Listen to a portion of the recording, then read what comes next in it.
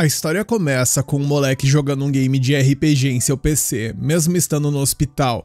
Porém, feliz ou infelizmente, é chegada a hora de dar tchau pra esse mundo e com isso tudo fica escuro e a mente dele é sugada pra dentro de um oceano imaginário.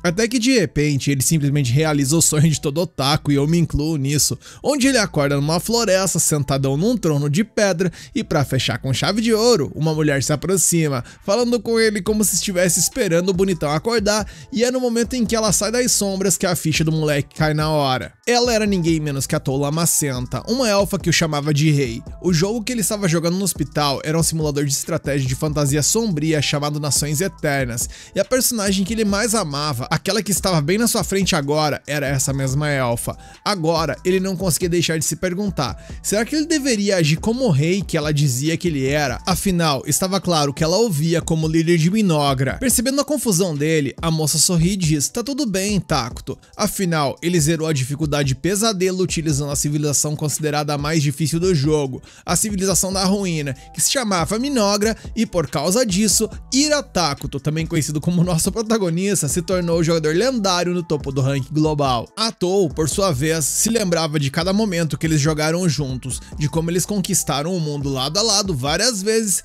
então não havia necessidade de se preocupar, pois ela sabia exatamente quem ele era. Tacto então reflete que a Tou era perfeita para o seu estilo de jogo, talvez porque ele sempre quis ser tão forte quanto ela. Eis então que as lágrimas brotaram em seus olhos quando ele admitiu o quão feliz estava por finalmente poder falar com a sua personagem favorita, ao que ela disse que sentia ao mesmo. O Tacto perguntou se aquilo era o paraíso e se foi ela quem o trouxe pra lá, mas ela explicou que ela também simplesmente apareceu naquele lugar do nada e aquilo não parecia nem um pouco com o paraíso, e segundo ela, se fosse pra apostar, ela achava que esse lugar parecia mais com o mundo de Nações Eternas, no caso, o game que ele estava jogando. Ela disse que era clichê pra cacete chamar isso de um milagre, mas ainda assim ela considerava uma verdadeira honra conhecer seu mestre pessoalmente.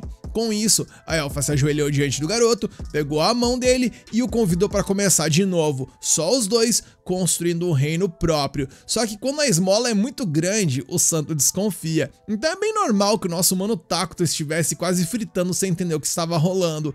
Mas ainda assim, com a sua leal companheira ao seu lado, talvez essa fosse sua chance de reviver aqueles dias de glória nesse novo mundo.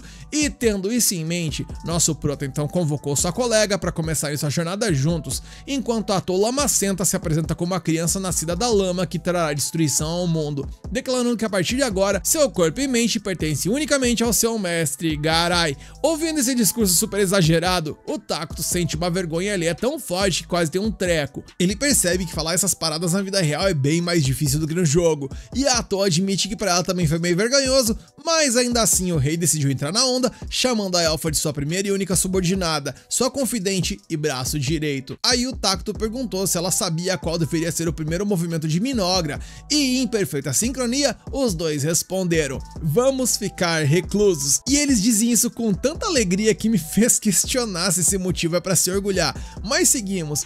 Eis então que o Tacto invoca um batedor utilizando a produção de emergência e sem perder tempo, uma criatura para dizer no mínimo bizarra que é um inseto de pernas longas surge ali do portal, e essa cena tanto o Tacto quanto a Tou acharam meio nojenta. Ainda assim, o Tacto se lembrou que Minogra era uma civilização da moderação que governava o mal e a ruína, então eles precisariam manter isso em mente. Para a Tou, isso significava que eles tinham que fazer de tudo para evitar revelar suas verdadeiras identidades. Eis que o rei da ordem mandando o inseto explorar a área sem ser visto. E vendo o bicho sair, o Tacto percebeu que podia ver através dos olhos dele. Essa summonada custou 100 de mana, deixando ele com mais 100. E para montar a base, o assentamento que servirá como base de operações vai custar mais 20. A Tou já dá o papo que produção de emergência gasta mana pra cacete, então eles deveriam ter cuidado com os gastos. Enquanto o Tacto admitiu que queria muito criar um guerreiro para defendê-los, mas isso provavelmente drenaria toda a sua mana. E falando em combate, a elfa prometeu fazer o seu melhor, ou pelo menos era o que ela queria dizer, se não tivesse tão fraca no momento.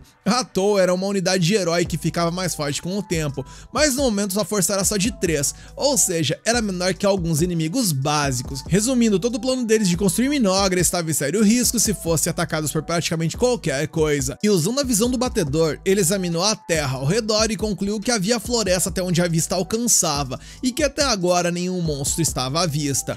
Atou pensava que a floresta era um lugar perfeito para se esconder, mas achou estranho que o inseto de pernas longas não tivesse visto um único animal pelo caminho. E para piorar, nosso prota percebeu que não havia absolutamente nada para comer, e tudo que podia fazer era ficar alerta e esperar que algo aparecesse. Atou então se desculpou por não ser mais útil, mas ele disse que só ter companhia dela já era mais do que suficiente, fazendo os olhos da garota brilhar de alegria. E vendo-a tão comovida, ele pensou consigo mesmo que era difícil notar essas pequenas coisas no jogo, mas a personalidade da Atou era realmente assim.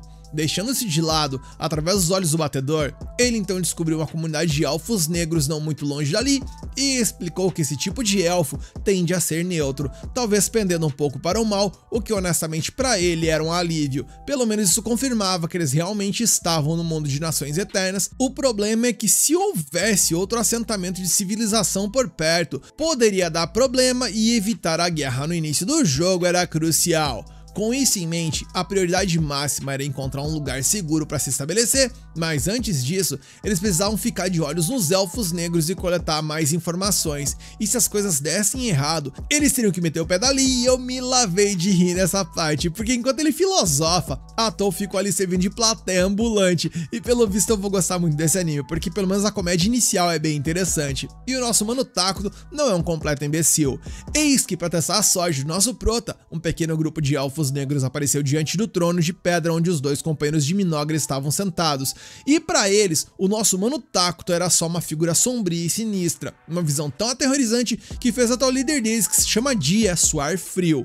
Convencido de que estava testemunhando o próprio capeta encarnado e sabendo que suas ações poderiam decidir o destino de toda a sua raça, o Dia se recompôs e deu um passo à frente. Curvando-se, ele apresentou seus companheiros como membros do clã Mazaran. Seu nome era Dia Nadiv e ele pediu desculpas por entrar na floresta sem permissão do que parecia ser o mestre daquelas terras. E com uma expressão fria, provavelmente metendo louco no blefe, Atou reconheceu que aquele elfo realmente entendia a gravidade de invadir ali, mas queria saber o motivo. Nisso, Dia explicou que o seu clã vivia em Doradia, mas foram perseguidos e forçados a fugir pela floresta. Ele tentou contar a história toda, mas Atou pressionou para ele ser breve, deixando o Dia cada vez mais ansioso para não cometer nenhum erro que colocasse seu povo em risco. No meio disso, o Takuto comentou sobre como os elfos negros pareciam magros e o Dia admitiu, com o coração pesado, que não tinha encontrado nada para comer por ali.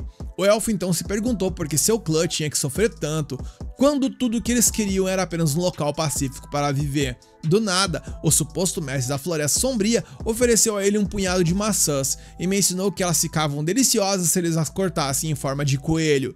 Dia nunca tinha visto uma fruta assim e se perguntou se seria rude experimentar uma na hora, mas o resto do grupo estava atorado de fome para ficar cheio de formalidade, então simplesmente morderam as maçãs e sorrisos brotaram no rosto de todos. Porém, isso não foi tudo, pois o tal do Malvadeza Suprema que estava diante deles abriu um portal e distribuiu peras também. Dia se curvou ainda mais, dizendo que havia outros como eles, incluindo crianças pequenas e famintas, e então, em vez de comer agora, ele pediu permissão para levar a fruta para os outros. Takuto ouviu, sentiu pena deles e entregou ainda mais comida, dessa vez com pão e vegetais também. E testemunhando o que parecia ser um milagre, o líder elfo refletiu sobre como os elfos negros sempre foram desprezados. Marcado pelo desprezo, seu povo foi forçado a viver nas sombras e ninguém nunca estendeu a mão para ajudá-los. Oprimido por tanto poder e misericórdia, Dia finalmente ousou perguntar quem era aquele indivíduo sentado no trono. Enquanto isso, de volta ao assentamento dos elfos negros, os que não viajavam faziam o possível para suportar a fome. Então, de repente, o grupo de busca retornou, com o líder sorrindo de orelha a orelha com a melhor notícia possível. Gente, finalmente a fome vai acabar, pois com toda aquela comida, a alegria varreu a vila inteira. E mais tarde, enquanto a comunidade dormia, o líder estava sentado perto de uma fogueira. Nisso, um velho ancião chamado Moltar se aproximou para parabenizar o chefe por seu trabalho, dizendo que viveu uma vida longa, mas nunca tinha visto frutas tão estranhas e deliciosas. Algo que Dia concordou, e era exatamente por isso que o velho queria saber o que tinha levado o clã a tais circunstâncias. Pronto para compartilhar a verdade, Dia disse que encontrou um ser lendário nas profundezas da floresta. Segundo uma lenda, havia um ser selado nas terras amaldiçoadas, e Moltar ficou atordoado, imaginando se o grupo da expedição tinha encontrado o Rei da Ruína, uma figura encontrada em livros e histórias antigas. Quando o mundo atingisse seu limite, o Rei da Ruína apareceria, trazendo devastação a todos, e por mais que ninguém pudesse dizer com certeza, também era impossível dizer que a lenda era apenas mentira. Dia, por sua vez, nunca soube o nome do ser, mas teve de admitir que a aparência assustadora se encaixava perfeitamente no título Rei da Ruína. A entidade era simplesmente além da compreensão, mas pelo menos ele tinha uma serva que podia esclarecer suas palavras. Seja como foi, mesmo sem ter certeza, o Moltar sente que aquilo não é coisa boa, e agora que seu estômago e um pouco da sua mana estão restabelecidos, o ancião pode sentir claramente: essa floresta está longe de ser normal. Ele se pergunta se o dia deu algo à entidade em troca da comida, mas o chefe insiste que não, e o ancião não engole essa, e argumenta que o Rei da Ruína nunca faria uma boa ação sem esperar algo em troca. Mas o dia jura de pé juntos que não houve preço e que parecia genuinamente um ato de misericórdia. Sua graça, como o dia chama, viu a situação desesperadora dos elfos negros e mostrou compaixão, e ouvindo isso, o ancião Moltar fica furioso que o dia se refira ao Rei da Ruína como sua graça, e começa a suspeitar que o líder caiu no feitiço da entidade. É aí que uma discussão começa entre esses dois pilares da comunidade, onde o dia insiste que eles devem o máximo de respeito a alguém que alimentou seu povo.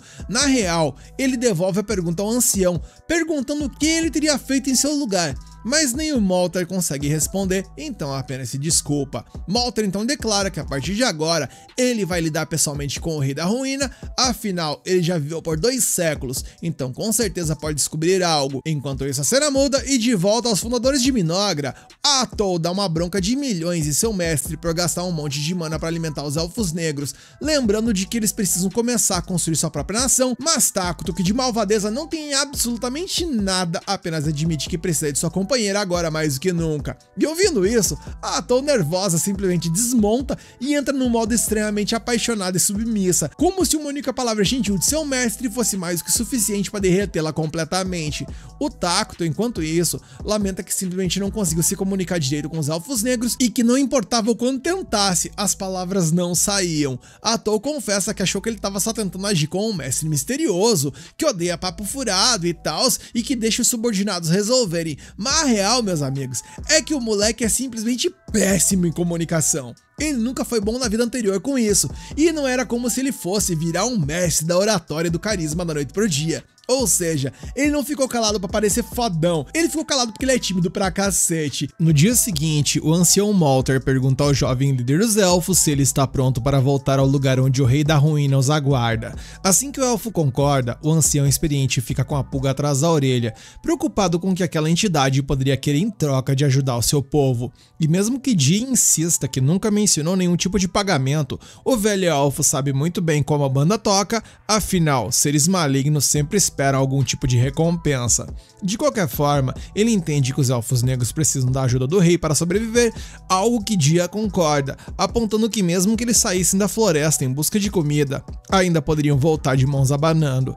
Falando em sair da floresta, Moltar se lembra de que uma das esperanças deles é de que o clã chegue ao continente negro e encontre um reino onde não sejam caçados, e que talvez essa seja a última chance deles. Com isso dito, ambos os líderes concordam com uma única coisa: o destino de seu povo está em suas mãos. Porém, o que eles não sabem é que o nosso mano Takuto está espreitando toda essa conversa graças ao seu espião. A cena então muda, onde o batedor volta rapidamente para seu mestre para relatar que os elfos negros chegariam em breve. Atol, a serva do nosso prota, já suspeitava que os elfos não conseguiriam carregar toda a comida sozinhos em uma única viagem, e o Takuto, por sua vez, aponta que ter pessoas com culturas e tecnologias diferentes por perto poderia facilmente levar a um conflito. Na real, ele preferia que eles apenas pegassem o resto da comida e dessem o fora o mais rápido possível, porém, a verdade é que ele se preocupa por não conseguir negociar com os elfos por conta do seu problema de comunicação, o que poderia causar um mal entendido do cacete no futuro. E vendo isso, Atol se oferece para cuidar das negociações em nome de seu mestre, o que também serviria para elevar a grandiosidade do rei, e ele aceita e agradece. A cena muda mais uma vez e vemos agora que ao cair da noite, Dia chega diante do Rei da Ruína, acompanhado pelo ancião da tribo, que se apresenta como Moltar Cordal Mazaran. Antes de mais nada, Moltar expressa sua gratidão pela generosidade do rei e então pede a honra de saber seu grande nome. Cautelosamente, Atol olha para o rei, que dá um aceno de aprovação. Entendendo o recado, ela o apresenta como Ira Takuto, Senhor do Apocalipse e governante da ruína, e exige que ele seja tratado da forma mais formal possível, deixando o dia visivelmente impressionado. Atou também se apresenta e Moltar jura gravar ambos os nomes na própria alma de seu povo. Observando em silêncio, Takuto pensa que tudo está indo bem até agora, e após isso Atou então diz aos elfos que pode pegar a comida e ir embora. Moltar então pergunta como ele poderia retribuir ao rei da ruína por sua ajuda, mas a mulher elfa imediatamente dispensa, insistindo que eles nunca poderiam oferecer algo digno da grandiosidade do rei. Além disso, como o clã Mazaran não tem nada valioso o suficiente para corresponder a tal generosidade, Atou interpreta isso como uma atitude suspeita, o que torna a troca tensa. Ela questiona se os elfos estão planejando algo por trás dessa conversa fiada e sentindo a tensão no ar, Takuto sussurra algumas coisas no ouvido de sua serva. Ela surta, resmungando que esses elfos são péssimos negociadores e que se não deixarem o rei em paz, só causarão problemas e por isso deveriam ser aniquilados. Elevando a voz, Atou declara que a cabeça deles ficaria perfeita empalada em estacas e Takuto, enquanto isso, pede para todo mundo se acalmar, imaginando que os Mazaran só querem construir uma relação que beneficie a todos. E levando isso em consideração, então, talvez seja melhor aceitar alguma forma de compensação só para deixá-los mais tranquilos. Com isso, Atou se vira para os Elfos Negros e anuncia que o rei está disposto a aceitar um símbolo de gratidão por sua caridade. Enquanto o alívio toma conta dos rostos dos Mazaran, Takuto percebe que o ancião devia suspeitar de alguma pegadinha, considerando o alinhamento maligno do rei da ruína, e percebendo essas dicas não ditas, Atou chama o velho de tolo por pensar que Ira Takuto é algum fantasma perverso ou espírito malévolo. E deixando isso de lado, como ela não tem ideia do que pedir em troca, ela pensa por um momento e decide que seria bom ouvir tudo que os Elfos Negros sabem sobre o mundo além da floresta. Moltar se oferece para compartilhar todo o seu conhecimento, e Atou exige que o clã Mazaran deixe a floresta assim que o pacto for cumprido. Dia fica claramente abalado com essa exigência, e Takuto percebe isso imediatamente, que é muito mais fácil de ler ele do que o próprio ancião. O Moltar admite que nada deixaria seu clã mais feliz do que poder ficar na floresta, mas a Atou não permite. Além disso, se os Mazaran quiserem manter as vidas que foram poupadas, não devem falar sobre o que aconteceu ali. Diante do peso desse ultimato, Dia parece pronto para protestar, mas Moltar o acalma e retoma as negociações, expressando gratidão pela audiência com o rei e concordando com tudo que Atou estabeleceu. Enquanto os Elfos Negros partem, Takuto se pergunta se isso realmente é a coisa certa a fazer. Afinal, se os Mazaran forem exilados, é provável que desmoronem em algum lugar pelo caminho. Sabendo que o exílio pode muito bem significar a morte, o Rei do Caos estende a mão e convida os elfos para se tornarem seus súditos. Indignada, Atou pergunta o que diabos o rei está pensando. Ele explica que estava considerando usar o sistema de refugiados. Afinal, os Elfos Negros não são inerentemente bons ou maus, mas se forem aceitos como refugiados na civilização que Takuto planeja construir, e se as coisas funcionarem como no jogo, os elfos eventualmente se tornariam maus como eles. Atou concorda que é possível que seres de diferentes alinhamentos malignos coexistam, mas aponta que os Elfos Negros não são nada parecidos com os principais moradores de Minogra, que são os homúnculos, o que poderia criar um atrito. Takuto admite que isso é arriscado, mas pede a Atou para refrescar a memória dela e lembrar como são os homúnculos e se ela conseguiria viver apenas com aquelas criaturas como cidadãos. E ela admitiu que é impossível aturar a feiura e a estupidez deles por toda a eternidade, e que isso iria arrebentar com o psicológico deles. Rapaz, Atou se vira para os Mazaran e anuncia a intenção de seu mestre de em breve fundar uma nação, e se os elfos estiverem dispostos a se tornarem cidadãos, serão protegidos pelo rei e terão a felicidade eterna prometida. Por último, mas não menos importante, Atou joga real. Os Elfos Negros se tornarão seres malignos de agora em diante e com isso eles são livres para escolher seu próprio destino. Mas adicionando uma nota pessoal, Atou garante que o lado deles é muito mais divertido do que parece. Na próxima cena, enquanto caminha em direção à tribo dos Elfos Negros, Atou continuava lembrando o Takuto de olhar por onde pisa, já que ele estava descalço. Ela apontou que, embora tenha levado algum tempo, os Mazaran finalmente concordaram em se tornar os cidadãos de Minogra. E mesmo que hesitassem com a ideia de se tornarem maus, no fundo, eles sabiam desde o início que essa era a sua melhor opção. Eventualmente, a dupla chegou à tribo e foi recebida pelo povo, todos ajoelhados em respeito. Alguns pareciam genuinamente empolgados com a visão daquela entidade misteriosa, enquanto um elfo até desmaiou depois de sentir um miasma sombrio girando ao seu redor. Logo depois, Takuto foi levado a um trono e Atou formalmente deu as boas-vindas a todos os Elfos Negros como cidadãos de Minogra, que agora estava oficialmente fundada. A partir daquele momento, a segurança de cada membro do clã Mazaran seria protegida pelo grande rei da ruína. Ainda confuso, Dia se perguntava se era só isso que ia acontecer, pois disseram a ele que ele e seus companheiros se tornariam maus, mas ele não sentia nada de diferente. Eis que então, um ódio profundo brotou dentro dele, uma raiva contra aqueles que caçavam eles, zombavam deles e exilaram seu povo da sua própria terra. Ao que uma outra elfa sentiu o mesmo, algo que a fez declarar que odiava todos os seres vivos existentes.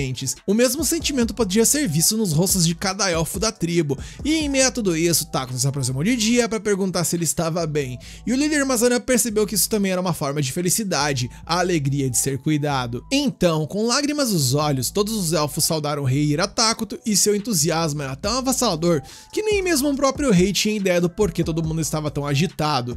Enquanto isso, Atou simplesmente sorria com orgulho e satisfação. Alguns dias após a fundação da nação, Takuto olhou para o mapa do continente que Moltar lhe deu e murmurou que estava encurralado pra cacete. Atou perguntou o que estava acontecendo e ele, se debatendo no chão que nem uma criança birrenta, reclamou pra caramba que o seu reino tinha a pior posição inicial possível, pois já existiam duas grandes nações no continente. A leste se situava o reino sagrado de Qualia, uma civilização humana devotada ao deus sagrado Arlus, e a oeste tinha Elna, um reino de elfos que adorava a natureza. Ou seja, se qualquer uma dessas nações descobrisse a nação maligna ao sul, não sobraria nem poeira para contar a história, especialmente porque Minogra estava apenas começando e ainda era incrivelmente fraca. Para piorar ainda mais a situação do nosso Proto e de seu povo, essas terras eram tão amaldiçoadas que não tinha um único recurso natural nessa pocilga que pudesse ser colhido. Porém, contudo e entretanto, nem tudo é tragédia, pois eles lembram que Minogra tinha os homúnculos como sua população base, que por mais férteis e felizes que eles possam ser, ainda eram burros e consequentemente impossibilitavam que pesquisas fossem produzidas. Só que agora, pela primeira vez, a nação não precisava depender apenas deles, já que os elfos negros faziam parte do reino e podiam cobrir essas fraquezas. Falando nisso, as orelhas de Atou se mexeram. Ela anunciou que os elfos estavam de volta, prontos para relatar sobre o mundo exterior. E sem demora, o ancião da tribo se encontrou com o rei da ruína ao lado do outro líder elfo. Dessa vez, Dia trouxe sua assistente, que se chama Enli, já que ela era inteligente e versada em lendas e nos costumes de outras nações. E voltando aos planos para o futuro, Atou revelou que os Mazaran seriam designados para posições-chave na administração de Minogra. Moltar supervisionaria os assuntos do estado, já que ele podia usar magia e era uma posição de grande responsabilidade. Dia lideraria os guerreiros de Minogra, também encarregado de recrutar novas forças, ao que Dia aceitou com entusiasmo o novo papel e prometeu que, se o rei ordenasse, ele não mostraria misericórdia a nenhum inimigo e exibiria seus corpos empalados como um aviso. Ouvindo isso, Takuto quase sujou as calças de medo, deixando Dia genuinamente confuso. Para amenizar as coisas, Atou explicou que o Takuto preferia a paz e isso deixou o Dia meio bugado. Afinal, por que diabos o rei da ruína seria um pacifista? Enfim, com o papel de todos definido, Atou disse aos elfos para descansarem bem e, quando estivessem com boa saúde, para começarem a construir as casas. Vendo que Dia tinha falado demais, Moltar expressou sua mais profunda gratidão ao rei e insistiu que, ao contrário de Dia, que só se orgulhava de seus músculos, o ancião provaria seu valor com sabedoria. Dia retrucou, prometendo mostrar sua própria vitalidade, algo que um velho como Moltar nunca poderia mostrar. E sem saber o que dizer, Enli apenas mencionou que trabalharia duro, levando Atou a sussurrar para Takuto que essas pessoas parecem um pouco obcecadas por trabalho. E finalmente, ela perguntou se deveria ordenar a coleta de recursos, mas Takuto sugeriu desenvolver a área sem destruir a floresta. Ouvindo isso, Atou se virou para um ancião para perguntar se eles poderiam coletar madeira mantendo as partes da floresta intactas, e o elfo garantiu que sim, seu povo sempre viveu em harmonia com a natureza. Ouvindo isso, o Dia ficou perplexo, não apenas pelo fato do quão pacíficos eles pareciam ser, mas também pelo fato de que o rei da ruína queria proteger a flora e a fauna, apesar de serem considerados malignos. Mas isso não era tudo, pois Takuto declarou que seus cidadãos deveriam estar sempre reflorestando, embora estivesse claro que os elfos negros não tinham ideia do que isso significava. Pensando na árvore de desenvolvimento do jogo, Takuto adivinhou, com base no que ouviu até agora, que as pessoas nesse mundo estavam provavelmente em um nível tecnológico em algum lugar por volta da construção de fortalezas. Atou perguntou se os elfos negros estavam familiarizados com os termos magia militar e os 6 elementos principais. Moltar respondeu que conhecia os 4 elementos principais, conceito básico de magia. Enlil acrescentou que nunca tinha ouvido nenhuma outra nação mencionar magia militar, então Atol percebeu que esse mundo ainda não havia alcançado o nível de tecnologia mágica de 6 elementos e estava atrasado em outras áreas também. Deixando isso de lado, a elfa explicou que o reflorestamento era a prática de plantar árvores onde elas foram colhidas, a fim de manter o meio ambiente. Enlil admitiu que essa estratégia não fazia parte de sua tradição, enquanto o ancião notou que, na real, levaria séculos para as árvores amadurecerem depois de serem cortadas. Atol continua dizendo que o reflorestamento é um tipo de tecnologia que requer todos os elementos principais e que esse conhecimento, na real, vem de seu poderoso rei Ira Takuto. Ela faz questão de que todos saibam que o rei deles é 100 vezes mais incrível que qualquer um poderia imaginar e Takuto não pode deixar de sentir vergonha com tantos elogios. Ainda assim, Atol insiste que a sabedoria de seu governante abrange inúmeros campos e que o povo de Minogra é abençoado por receber seu favor. Enlil pergunta se as maçãs que receberam também foram invenção do rei e Atol, sem nem pestanejar, confirma que sim. Então casualmente adiciona que as uvas são criação dele. Falando nisso, Enlil diz que plantou as sementes daquela fruta roxa e mal pode esperar para vê-las crescer. Nesse momento, Takuto percebe que poderia utilizar a produção de emergência para criar coisas que nem existem no jogo, como por exemplo pólvora, metais e óleo. E assim que o rei percebe isso, a nação de Minogra recebe o privilégio divino, a habilidade do governante de produzir qualquer coisa que ele conheça, com o custo de mana variando com base na complexidade do item. A cena muda e agora vemos um grupo de soldados protegendo figuras religiosas em uma região coberta de neve, e um deles comenta que ouviu dizer que a santa possuía um poder especial, embora ele não acreditasse muito nisso, e o outro, no entanto, apenas diz para ele esperar e ver. E assim que ele falou isso, uma horda de goblins ataca o grupo. A santa avança, preparando-se para punir os invasores por perturbarem a paz no reino sagrado de Qualia, e com um único movimento de seu cajado, meus amigos, ela conjura uma chama extraordinária que churrasca os monstros, fazendo o céu se abrir e encher o campo com lindas flores.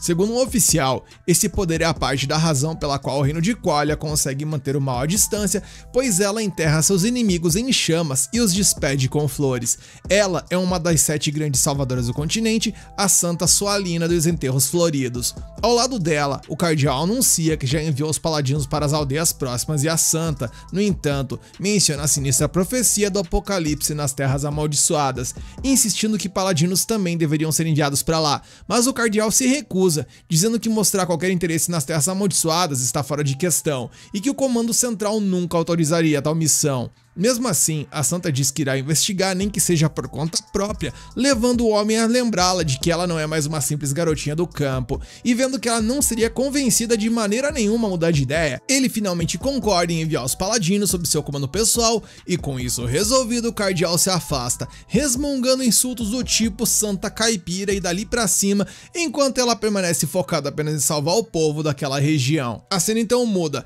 e lá nas Terras Amaldiçoadas, Atol convoca o povo para começar a trabalhar e construir a nação, e parte desse processo era construir o trono onde o rei Takuto se sentaria. A elfa estava tão empolgada que acreditava que Minogra em breve se tornaria poderosa o suficiente para dominar a terra e perfurar os céus. No meio disso, os administradores elfos se apresentaram ao rei para dar início à reunião do conselho e entregaram ao líder um conjunto de roupas para que ele finalmente pudesse vestir como um verdadeiro rei.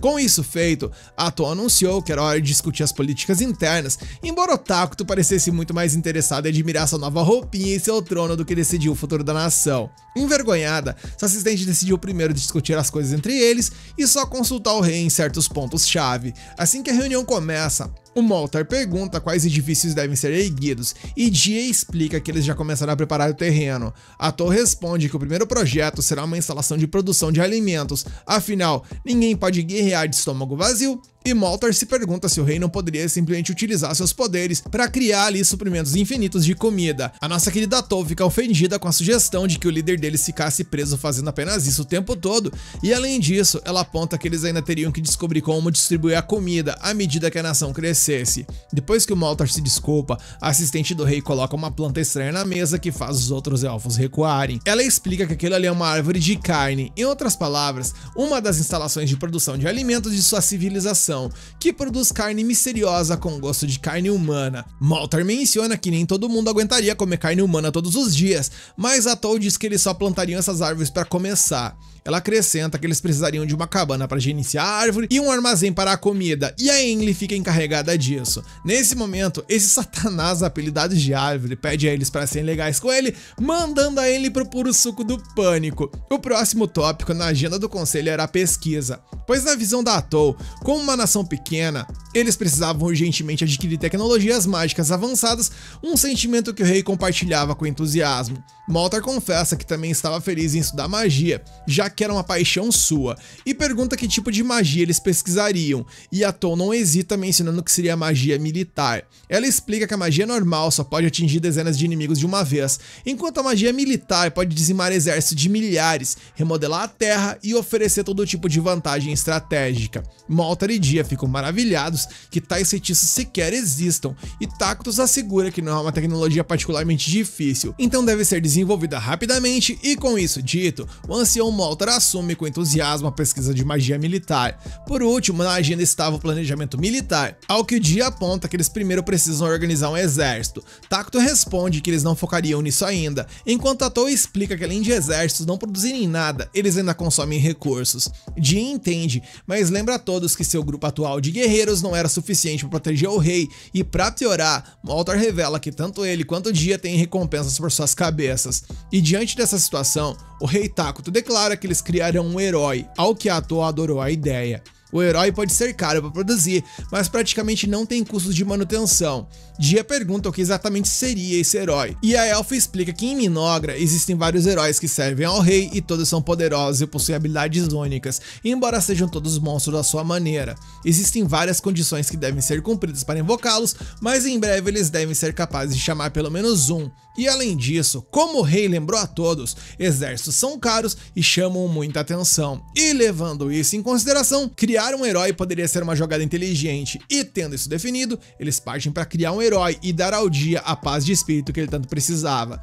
Depois de tomar essa decisão, Tactus comenta que honestamente discutir políticas internas até que é divertido, mas deixando isso de lado, ele reflete que eles também estão coletando mana de seus cidadãos, o que significa que as reservas de mana da nação estão em boa forma. A quantidade que coletam está diretamente ligada à felicidade do povo. Portanto, quanto mais felizes os cidadãos, mais a nação prospera. A cena então mudou mais uma vez e vamos agora para o reino sacro de Qualia, onde um guerreiro chamado Lonius tem a sua oração interrompida por uma suposta emergência. Ele não fica nada feliz com a falta de respeito do Verdle por aquele lugar sagrado. Enquanto Lonius guarda seu anel, Verdle brinca que a aliança de casamento do homem deve ter se tornado um amuleto de sorte. Ele pergunta os nomes da esposa e filha do Lonius, mas ele o ignora. Verdle insiste, explicando que um paladino de alto escalão está exigindo uma resposta, e relutantemente Lonius responde que sua esposa se chama Marcia e sua filha é Mina. Satisfeito, o superior nota que eles viajarão por alguns dias e brinca que estava planejando uma zoada no Lonius ali se ele começasse a chamar o nome da esposa e da filha enquanto dormia, mas sem se importar com a zombaria, Lonius mentaliza que se por um lado esse cara é um escroto, por outro lado suas habilidades são fantásticas. De qualquer forma, Verdle está irritado por ser enviado ao continente negro, mas Lonius explica que é porque eles precisam investigar uma revelação que a Santa Soalina recebeu. Verdle lamenta que a unidade dele seja pequena demais para algo tão delicado, já que são apenas eles dois, e eles foram instruídos a completar o resto da equipe com mercenários. Lonius concorda que é raro eles investigarem fora dessas fronteiras, então claramente deve haver alguma razão pela qual forçaram Verdle a se juntar a ele pouco antes da partida. Ao saírem, a dupla encontra um grupo de soldados que saiu do chefe Lonius, e Verdle assume que seu parceiro deve ter contratado esses mercenários, e de repente fica muito mais motivado. Lonius considera que apesar da atitude do Verdle, ele ainda é um paladino de alto escalão, o que definitivamente aumentará as chances de sobrevivência dessa equipe. De volta a Minogra, as coisas parecem estar indo de vento em popa, e Tactus observa todo o processo se desenrolar, com seus olhos cheios de alegria e esperança. Ele viu sua civilização começando no jogo inúmeras vezes, mas era um jogo, e agora ele pode testemunhar em primeira mão, como se fosse a vida real, e isso é simplesmente incrível. Logo depois, ele e a Atoll são levados para Enlil para visitar a área residencial da nação, e segundo o guia, os elfos negros são especialistas em construir casas nas copas das árvores, mas como eles têm priorizado as árvores de carne, poucas casas foram erguidas ainda. Pelo menos as árvores de comida estão crescendo bem, e o armazém de alimentos deve ficar pronto em breve. Enli também menciona que no Instituto de Pesquisa Mágica, o ancião Moltar está reunindo aqueles com talento mágico para iniciar novas pesquisas. Takuto fica satisfeito com a iniciativa e a desenvoltura de sua subordinada, e o mais importante, os elfos negros, que antes eram tão magros e exaustos, agora estão cheios de vida. Enli, um pouco ansiosa, pergunta o que o rei acha de tudo isso, já que todos têm trabalhado tanto para retribuir sua misericórdia, e Takuto assegura que acha tudo incrível e diz que está feliz em receber os elfos negros como cidadãos. E ela, ao perceber que foi reconhecida por seu trabalho duro, começa a chorar de alegria. Depois de se recompor, ela aponta que as árvores de carne estão quase prontas para a colheita, tudo graças a ferramentas agrícolas que o rei forneceu. Com uma voz assombrosa, uma das árvores afirma que seu fruto está quase maduro, e isso gela a espinha da Enli mais uma vez. Enquanto a Atou, emocionada, comemora que eles finalmente garantiram comida suficiente, Enli então quer mostrar a fonte de água que havia mencionado. Só que no caminho, ela sente algo estranho na floresta e suas suspeitas são confirmadas quando chegam à água. O Dia e o Moltar chegam logo depois, mas a Enli revela que infelizmente a água não parece estar boa. Moltar examina a cor e concorda, mas a Atou toma um gole e declara que ela está perfeitamente boa. Os elfos negros ficam surpresos, mas ela os lembra. Esse lugar é conhecido como as Terras Amaldiçoadas, e essa é a prova de que a área realmente se tornou parte do domínio de Minogra. Takuto pede aos elfos para respirarem fundo, e ao fazerem isso, eles sentem suas mentes ficarem mais afiadas e seus corpos notavelmente mais fortes. E a Atou diz que as Terras Amaldiçoadas beneficiam os seres malignos, enquanto prejudicam aqueles que são neutros ou bons. Ouvindo isso, Dia bebe a água e não encontra nada de errado com ela, e Takuto aponta que esse território conquistado é perfeito para a defesa, e em breve toda a terra pertencente a Minogra será a mesma. E grato pelo imenso poder do rei, o ancião Moltar nota que a única desvantagem é que essa transformação torna mais fácil para os inimigos localizarem o território, e mais uma vez Dia insiste que eles precisam formar o tal do exército, e sem se abalar, Atou lembra a todos que eles criarão um herói. Ao que o Moltar admite com alguma confusão, porque ele não tem ideia do que isso significa de fato. E bem, meus queridos, às vezes atitudes valem mais do que palavras, então a elfa achou mais fácil mostrar o que ela queria dizer. Nesse momento, alguns tentáculos mágicos e sombrios saem de suas costas, fatiando as árvores atrás dela como se fossem navalhas. E depois dessa demonstração visceral, a elfa revelou que ela mesma era uma heroína e que o que eles acabaram de ver não era nada comparado ao que ela poderia fazer em seu auge. Em outras palavras, heróis têm o poder de varrer exércitos inteiros sozinhos, e o Takuto explicou que os heróis só ficam mais fortes com o tempo, mesmo que mal levantem um dedo, ou seja, contanto que consigam se manter isolados, a Atou sozinha seria suficiente para defender a nação por enquanto, e ainda assim, depois da pequena demonstração de sua subordinada, o rei não pôde deixar de reclamar que ela não precisava esbagaçar com metade da floresta só para provar um ponto. Mais uma vez, o poder puro do rei Takuto e de Atou Lamacenta deixou os elfos negros maravilhados, completamente conquistados, e eles juram construir um palácio digno de seu rei o mais rápido possível. Sinceramente, Takuto não se importa nem um pouco com isso, porque ele não tá nem aí pra viver em um palácio, mas os elfos negros, no entanto, ficaram escandalizados com o pensamento, pois a ideia de que o seu governante supremo se contentaria com o mesmo padrão de seu povo os encheu de culpa. Enquanto Takuto coçava a cabeça, sua amiga apontou que construir um palácio seria caro, mas também poderia gerar recursos. Além disso, isso aumentaria a felicidade dos cidadãos, e com isso Takuto admitiu que uma vez ele realmente quis um castelo flutuante, então talvez o palácio não fosse tão ruim assim.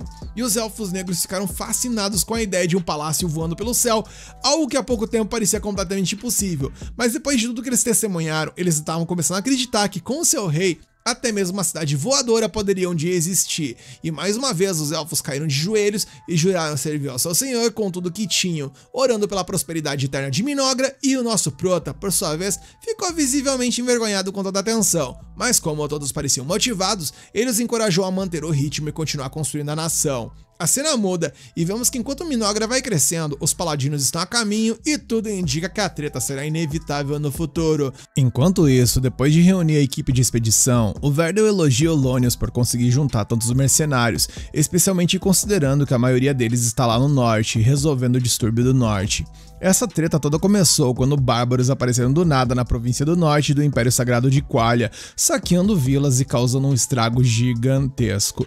A Santa e o exército imperial foram enviados para lidar com o caos, mas as coisas ainda estão longe de estarem controladas. E enquanto um mercenário chamado Bargo dá um sorrisinho malicioso ao falar da situação, Lonius rapidamente corta ele, mandando não agir como se o problema não fosse dele, mas o mercenário só dá de ombros, insistindo que de qualquer forma não é problema dele.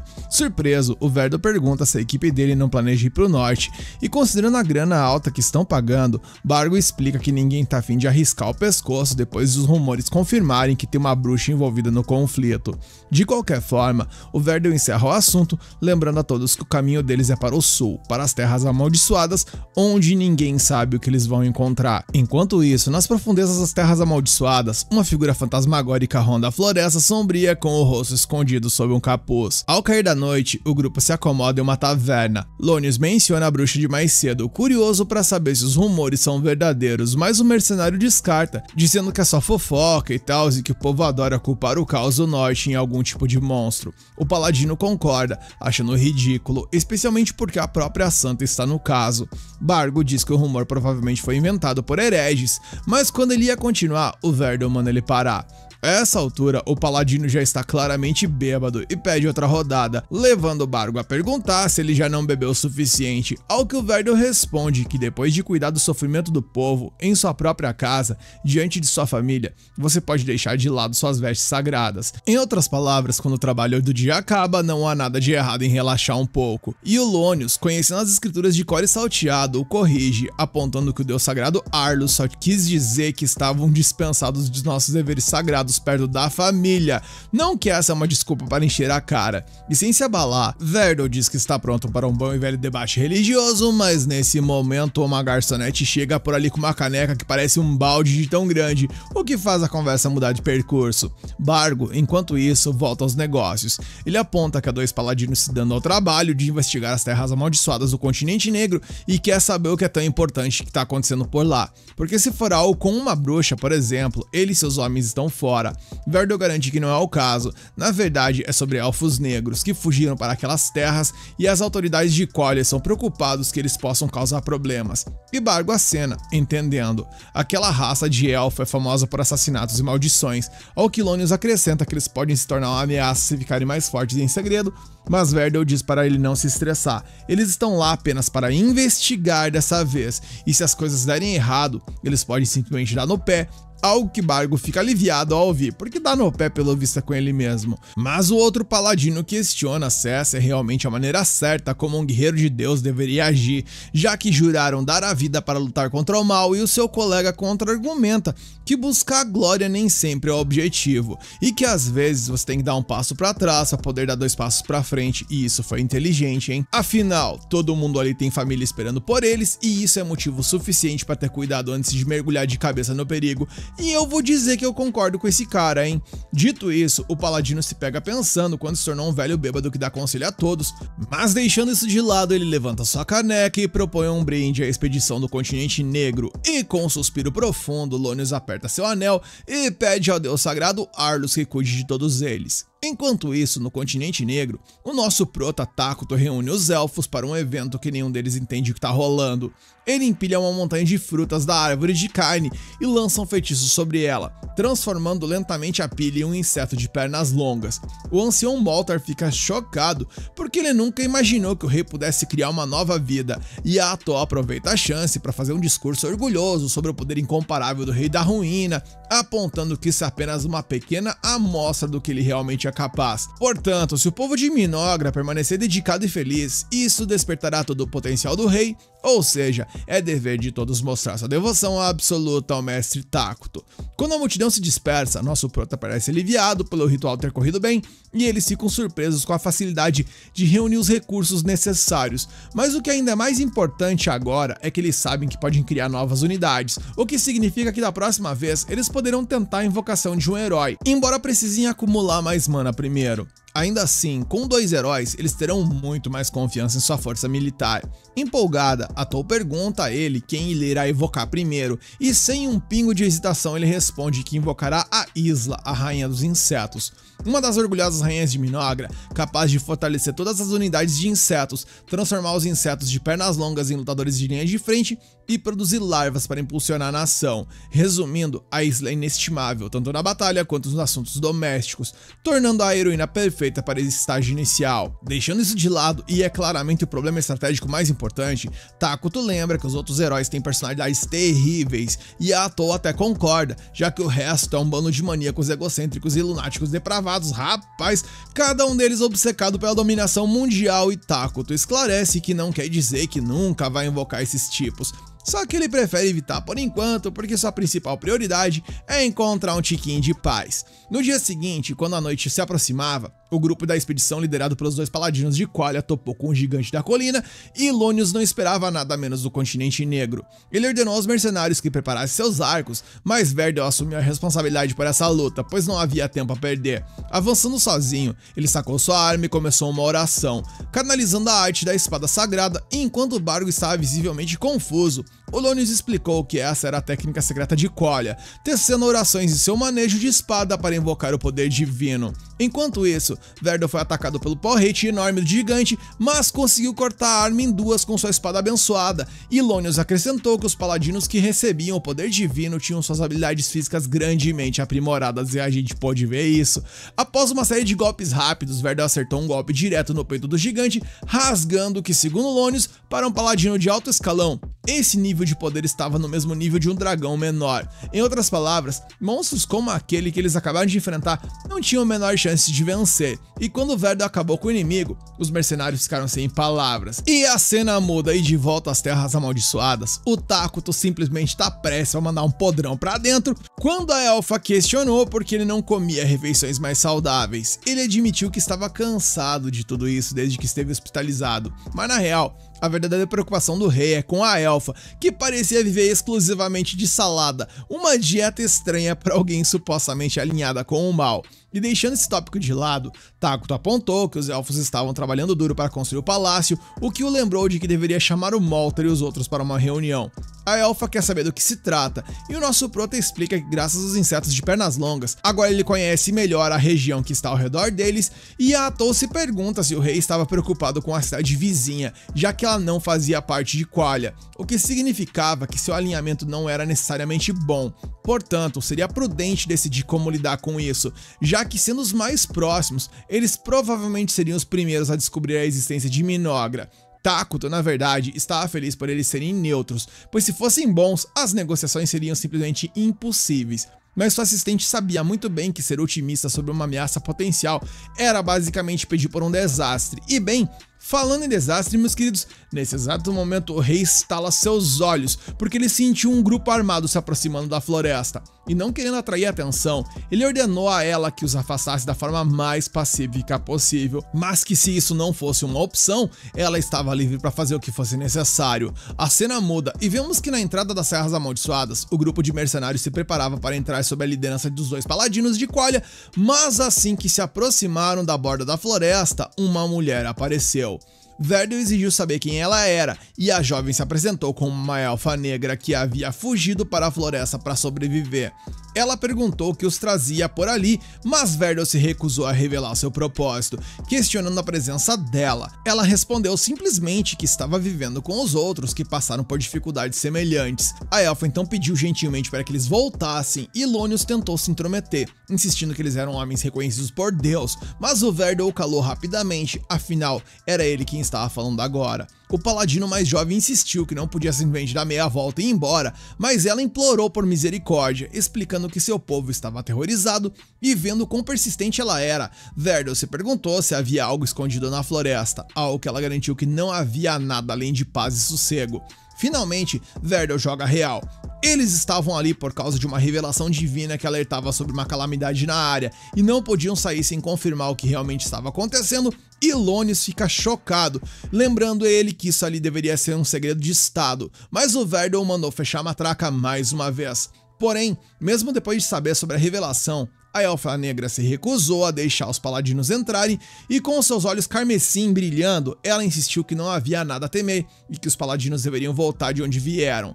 Lonius suspeitou que ela estava usando magia negra e ficou ainda mais convencida de que havia uma calamidade por perto, e Verdel, por outro lado, parecia estar caindo no feitiço dela, ou sei lá, talvez entendendo a situação, porque ele já estava quase pronto para cancelar a missão.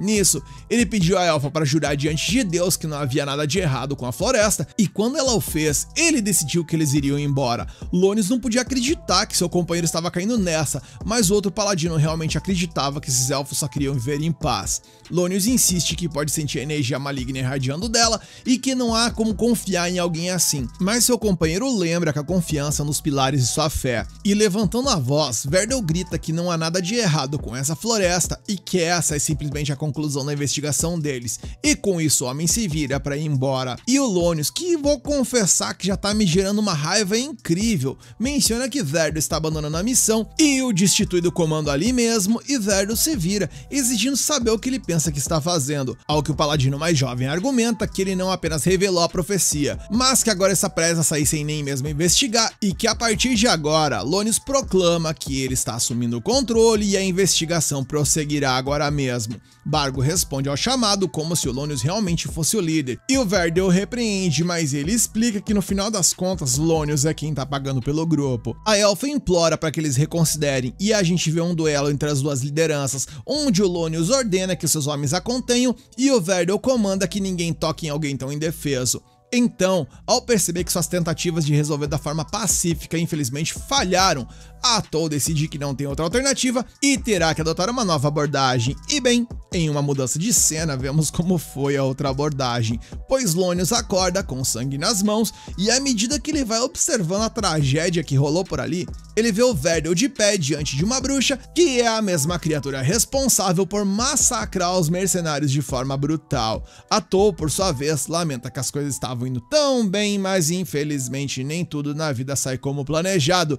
Verdel, ansioso, diz ao Bargo para garantir que um dos mensageiros volte para casa e informe sobre o que acabou de acontecer, mas o mercenário responde que isso não vai ser possível, porque a Atol simplesmente churrascou todos os mensageiros deles com um único ataque, e enquanto ele fala isso, vemos que a elfa está esbanjando confiança. Ela diz para eles não ficarem com medo agora, afinal, ela é exatamente o tipo de monstro que eles estavam procurando. Os corpos dos soldados caem no chão, e o Lônius fica petrificado de medo. No entanto, o Verdel ainda se mantém firme e pede a eles para não perderem a calma, porque ou eles morrem agora ou lutam até o fim, e com isso ele ordena que todos assumam suas posições de combate, mas a nossa querida Atol não parece nem um pouco intimidada. Na real, ela acha tudo isso meio que divertido. Verdel então ordena que eles disparem as flechas e vemos que uma chuva de projéteis vai de encontro com a Atol, mas ela bloqueia cada uma sem esforço com seus tentáculos, e isso acaba com a moral tanto do Verdel quanto do Lônius e dos outros. Verdel então lamenta que tudo estava indo tão bem, algo que a Atol concorda 100%, mencionando que a culpa no frigir dos ovos é única e exclusivamente do imbecil que tem o cabelo de tigela ali, visto que foi ele quem ficou com aquela papagaiada impositiva e desafiadora. Lônius então questiona sobre o que é uma bruxa como a Atol e do que ela é capaz, e o Verdel admite que foi instruído a manter essa informação confidencial, mas como ele acha que todo mundo vai de vala de qualquer jeito, então não vai fazer tanta diferença.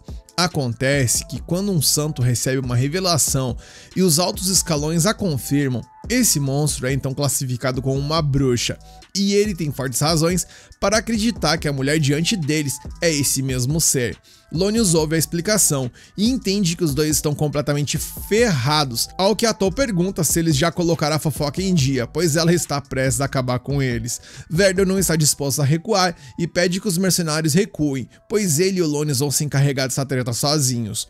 Com isso, os dois avançam com suas espadas em punho e fazem contato com os tentáculos da Atol, e ela sorri, dizendo que eles são muito mais lentos e fracos do que ela esperava. Porém, as coisas começam a tomar um rumo, digamos que inesperado, quando ambos conseguem cortar seus tentáculos, algo que a própria Atol não acreditava que aconteceria. Depois que o Lônius e o Verdel se afastam, eles concluem que o plano deles será, antes de mais nada, cortar seus tentáculos nojentos, mas a Atol não entra em pânico e, em vez disso, ela estranhamente começa a acariciar os tentáculos que foram cortados. O Verdel interrompe isso com um golpe que corta mais um de seus tentáculos, e o Lônius segue e corta outro, o que faz a Atol finalmente começar a suar. Ela agora só tem 2 tentáculos restantes, e os usa para pegar 2 dos paladinos que estavam por ali como reféns, admitindo que talvez os tenha subestimado um pouco, e que eles provaram ser bem mais fortes do que ela pensava.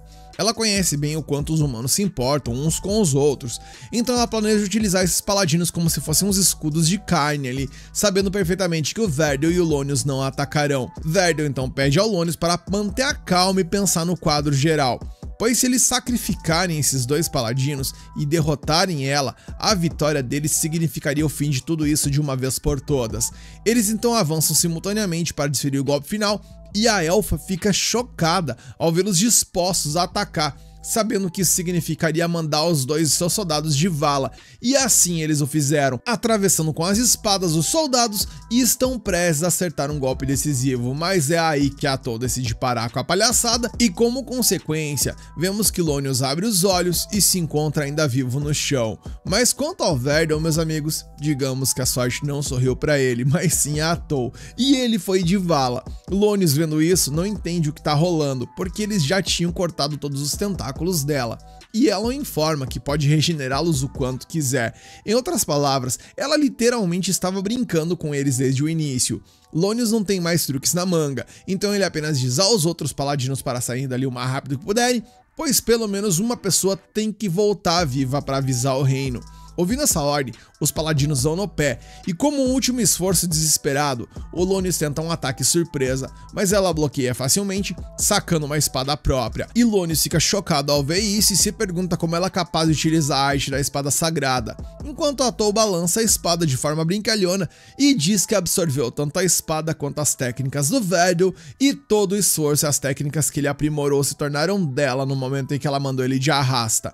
A elfa não se surpreende que o Verdel fosse um paladino de alto escalão, visto que ele se preocupou com a segurança de todos até o seu último momento, mas é tão triste que ele tenha acabado sendo morto porque o abobado ali não conseguiu ficar de boca fechada.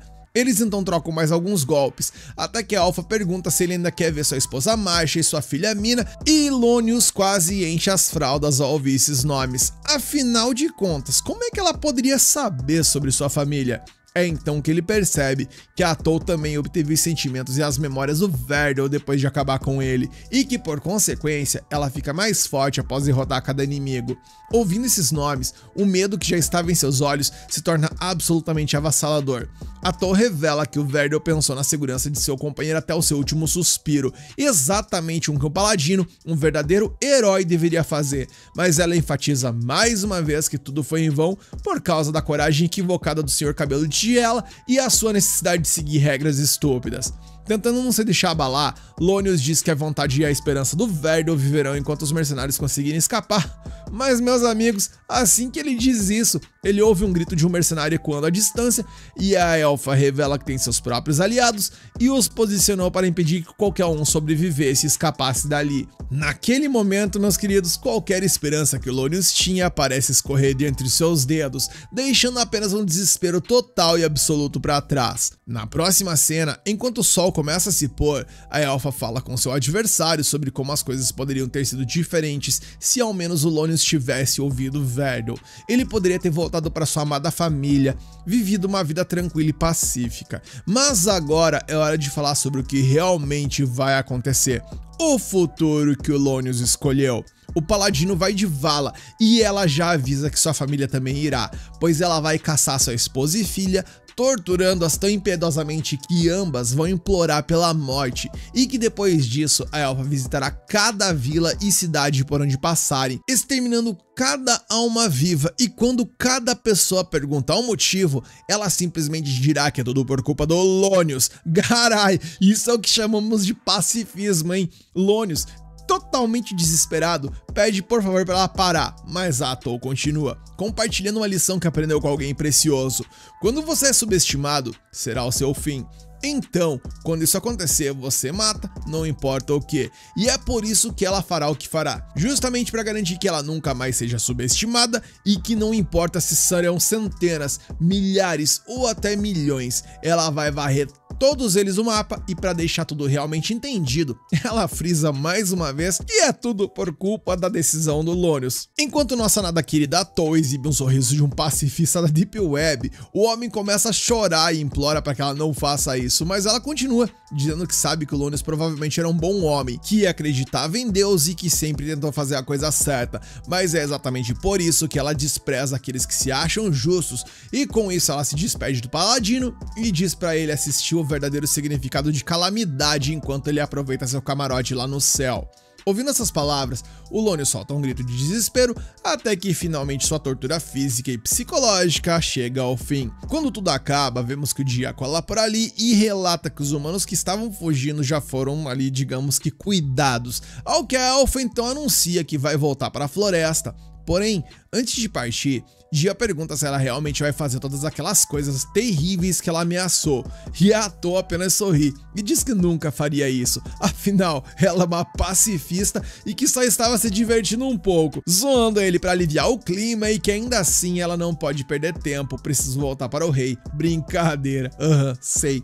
Ela então vai até Takuto e revela que existem bruxas nesse mundo, uma unidade que não existe no universo original do Nações Eternas, o que significa que esse não é o mundo do jogo, mas uma espécie de versão paralela dele.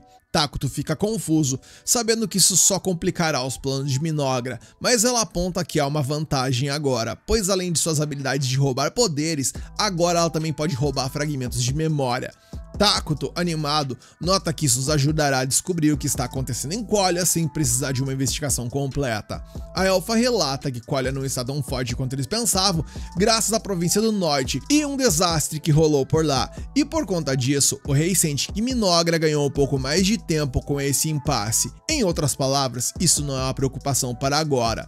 Porém, o que realmente preocupa nosso prota nessa história toda é a causa do tal desastre, pois de acordo com as memórias que a Atol roubou, isso está sendo atribuído a uma bruxa e aparentemente esse ser monstruoso se chama Heraquino, a bruxa servidora. A cena muda e vemos então quem é a tal da Heraquino, pulando ali e cantarolando alegremente entre os escombros e as vítimas da calamidade que ela mesma desencadeou, imitando o tic-tac de um relógio, e o plano dela agora é ir para a próxima cidade e levar o caos para lá também. Voltamos então a Minogra, e Takuto teoriza que essa bruxa talvez tenha vindo para esse mundo da mesma forma que eles, mas deixando os achismos de lado, eles precisam focar no aqui e no agora, ou seja, se preparar e se fortalecer, pois levando em consideração que essa bruxa é uma unidade de herói, Takuto inicialmente tinha pensado em invocar a Isla, porém, levando em consideração que ela é uma unidade mais adequada para a produção de recursos do que combate, e compreendendo que o cenário mudou com essa informação que eles obtiveram, o rei está considerando invocar outro herói, que seja suficiente para fazer frente à bruxa. Além do mais, Takuto menciona que a Isla não é a única coisa que ele precisa reconsiderar, e quando a Elfa questiona o que mais seria, ele menciona que está pensando em forjar uma aliança, algo que faz a Atol gelar a espinha, ativando seu modo desconfiada. Takuto então explana, dizendo que eles possuem um inimigo conhecido em Qualia, além do elemento incerto que é a bruxa, e sabendo-se disso, ele quer ter ao menos mais uma nação ao seu lado. Atol menciona que entende o raciocínio dele, mas questiona de que forma isso pode ser possível, visto que eles estão alinhados com o mal, e Takuto responde que é possível desde que o outro lado tenha méritos e que só funcionará se a nação em questão for neutra. A Atol, ouvindo atentamente, pergunta se ele está falando da nação do leste, e Takuto menciona que sim, e diz que quando o palácio estiver pronto, ele quer investigar essa nação, e ao mesmo tempo fortalecer as forças de Minogra, para dessa forma verificar se eles estão dispostos a unir forças ou não. Longe de tudo isso, vemos uma outra cena onde uma portadora de cajado ordena que os anciões sejam retirados de seu pedestal e diz a seus seguidores para cuidarem dos corpos, porém, parece que a coisa por ali está longe de acabar, pois mais inimigos aparecem e ela ordena que os lutadores se posicionem para a defensiva e que além disso, ela envia mensageiros para pedir reforços, e pelo desenrolar dessa história, talvez essa seja a nação que irá acabar se aliando a Minogra. Afinal, como diz aquele velho ditado, sempre que houver alguém chorando, haverá alguém para vender um lenço, não é verdade? Como eles precisam de reforços e Minogra precisa de aliados, seria uma ajuda mútua que beneficiaria a ambos. De volta ao nosso prota, vemos que a Atol está preocupada, pois ela pensa que Takuto pode ter achado que suas ações foram meio que longe demais ali contra os paladinos. Porém, ao contrário do que ela esperava, ela percebe que o doidão ali tá diante dela de boaça, garantindo que nunca se ofenderia com nada que sua assistente fizesse, pois tudo que ele quer é que ela continue a apoiá-lo, e ouvindo essas palavras, a Elfa se derrete e fica emocionada. emocionada, prometendo que ficará ao lado do rei, não importa o que aconteça. Pouco depois, duas jovens elfas saem da floresta, caminhando em direção à cidade de Minogra, ainda em construção, enquanto se perguntam por que raios elas ainda estão vivas, e enquanto elas questionam a razão de ainda existirem ali, vemos então que o Palácio Real do nosso prota foi finalmente concluído. Bom, segundo a Atou, eles ainda tinham uma cacetada de problemas para resolver, mas pelo menos aquela construção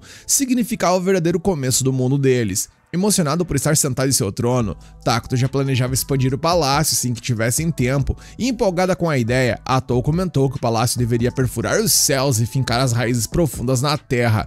Porém, em meio a tanta felicidade, ela se ligou de algo que segundo ela era primordial. Ela percebeu que não tinha um único servo para atender seu mestre, e ao menos para ela isso era uma falha gigantesca em sua gestão. Tacto tentou colocar panos quentes, dizendo que ele tá de boaça com isso, mas a elfa levou a coisa de uma forma dramática, agindo como se aquilo a incomodasse 10 vezes mais do que a ele, e insistiu que o rei escolhesse seu atendente imediatamente. Tacto então pensa um pouco e menciona que adoraria que fosse alguém fácil de conversar, já que a comunicação era uma de suas maiores fraquezas. Ele disse que gostaria de ser um rei mais acessível, mas mal conseguia manter uma conversa decente com os elfos negros, e ouvindo isso, Atou então teve uma brilhante ideia e pediu um tempo para ele. E bem, em vez de ficar esperançoso, nosso prota só pensou que nada de bom vinha dessa garota se empolgando com alguma coisa. A cena evoluiu e vemos então que o Molter, o Dia e a Enli estão por ali, pois foram convocadas pela Atou, e ela, sem dar muitos detalhes, ordenou que Molter reunisse todas as garotinhas para satisfazer o desejo do rei. Caras, olha as ideias da lamacenta. E o Molter, assim como eu, e também como o nosso prota, ficou chocado com a forma como isso foi colocado. Mas em meio ao caos, a Atou explicou que seu plano era ter meninas servindo como atendentes do Tacto para que ele pudesse praticar a conversação. E a coisa meio que começou a se alinhar, mesmo que de uma forma inicialmente estranha. E Tacto, indignado com a impressão que ela estava passando, rapidamente explicou o que ele realmente queria. E pelo que o Molter entendeu, o Tacto desejava ter crianças inocentes por perto para não se sentir preso ao pensamento convencional ao falar. Aliviado, o Dia observou que as crianças muitas vezes tinham ideias ridículas, mas que às vezes essas ideias poderiam gerar revelações dos adultos. E nervosamente, Atou acrescentou outra razão. O rei queria evitar tirar muitos adultos da força de trabalho, portanto, os atendentes cuidariam apenas de tarefas corriqueiras. Dia retrucou que um menino poderia fazer isso também, mas Tacto rapidamente argumentou que tinham que ser meninas por causa da futura liderança, pois ele pretendia dar a mais mulheres a oportunidade de estudar para o bem da nação. Ouvindo isso, os elfos ficaram pasmos com a sabedoria de seu líder, enquanto Tacto fica aliviado pela desculpa ter funcionado. A real, no entanto, foi nada do que ele imaginou, só que quando as coisas começaram a acontecer, no entanto, não foi nada do que ele tinha imaginado, pois no momento em que as garotinhas chegaram por ali, obviamente elas começaram a abrir o berreiro de medo, e enquanto o coitado se contorcia de frustração, a elfa explicava que isso era normal, embora não tenha deixado de dar uma bronca no Molter para trazer bebês chorões, e o ancião se desculpou, mas infelizmente aquelas eram todas as meninas do reino. Enquanto a Atou resmungava, Dia perguntou se o ancião pelo menos tinha permitido que as gêmeas viessem, e gaguejando, o velho admitiu que não, pois seria muito desrespeitoso na sua visão.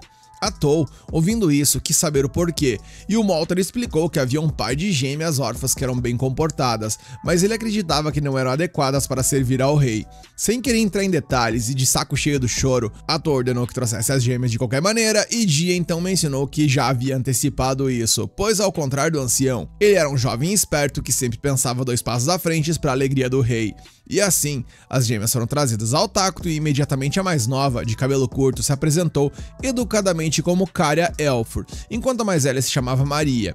Por alguma razão, Atou suspeitou que elas tinham um passado sombrio, então perguntou a Caria sobre as marcas em seu corpo, ao que a menina respondeu tristemente que era de uma doença, o que fez o rei sentir pena dela.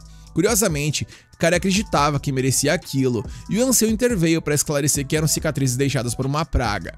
A elfa então perguntou sobre o passado da irmã mais velha, e a Caria revelou que algo cruel havia acontecido com ela, e nesse momento a própria Maria explicou, dizendo que ela rangou a sua própria mãe. E cacete, o episódio já tá trazendo uns tópicos bem pesados, vocês não acham? Tanta verdade que a declaração chocante dela fez a Atou exigir respostas do ancião, e ele explicou que a mãe delas era uma mulher orgulhosa e que o clã nunca esqueceria o sacrifício que ela fez por todos, e com aquelas palavras, nosso prota se ligou no que aconteceu.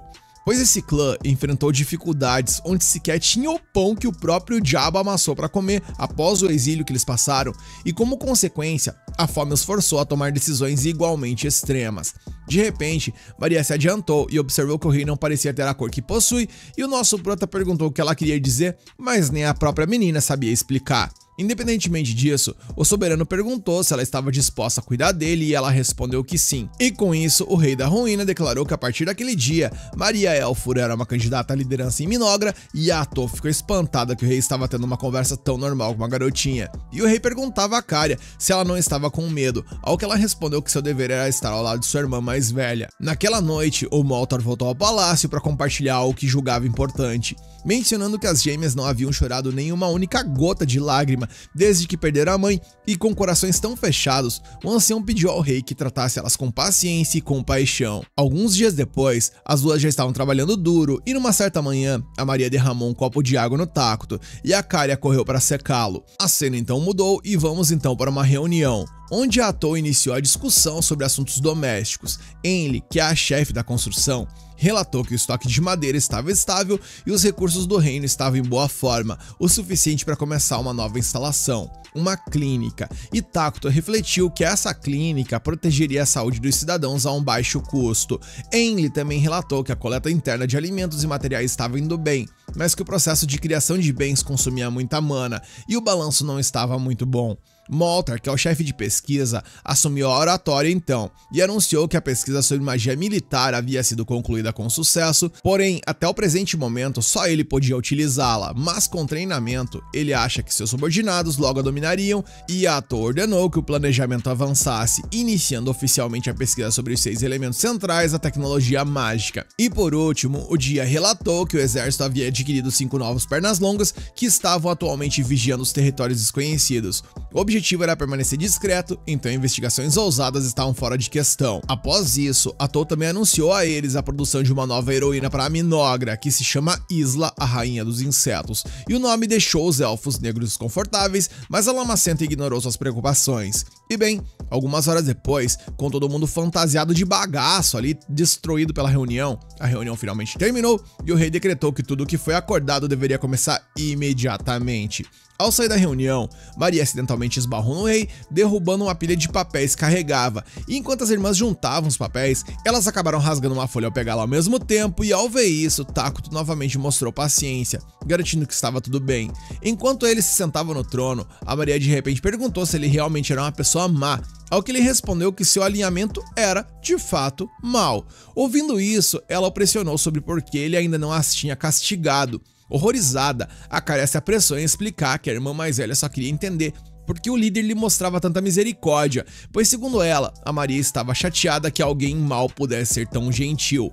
Diante da confusão dela sobre esses conceitos, nosso prota tentou esclarecer, dizendo que uma pessoa boa só pode fazer o que é certo. No entanto, a beleza de ser mal é que não é necessário praticar apenas a maldade, mas sim poder fazer o que quiser, seja bom ou ruim. Ele continua e diz que ser mal significava ser egoísta o suficiente para ser livre para seguir seu próprio senso de certo, sem se importar com o que os outros pensam. Ou seja, a gentileza no caso dele não é uma imposição social, mas uma escolha.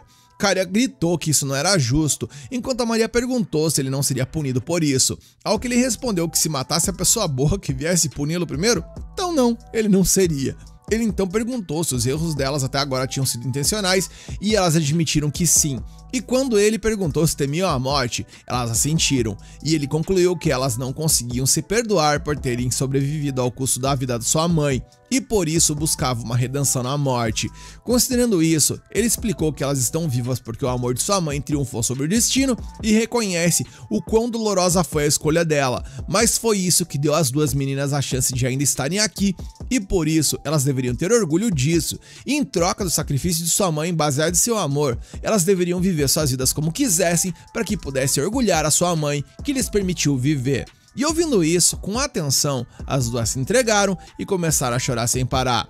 Algum tempo depois, Atou chega para informar ao rei que a cidade que eles estavam investigando se chama Dragontan, que faz parte de Forgal, um país neutro habitado por humanos e pessoas fera. Ela relata que a cidade possui uma mina de veia de dragão, e isso é uma poderosa fonte de mana que, se possível, deveria ser controlada por Minogra. No momento, ela relata que Dragontan está em um alerta máximo devido a ataques de goblins e ogros, ou seja, se Minogra acolhesse os refugiados de guerra, essa seria uma ótima oportunidade tanto para aumentar sua população, quanto para ganhar influência na região.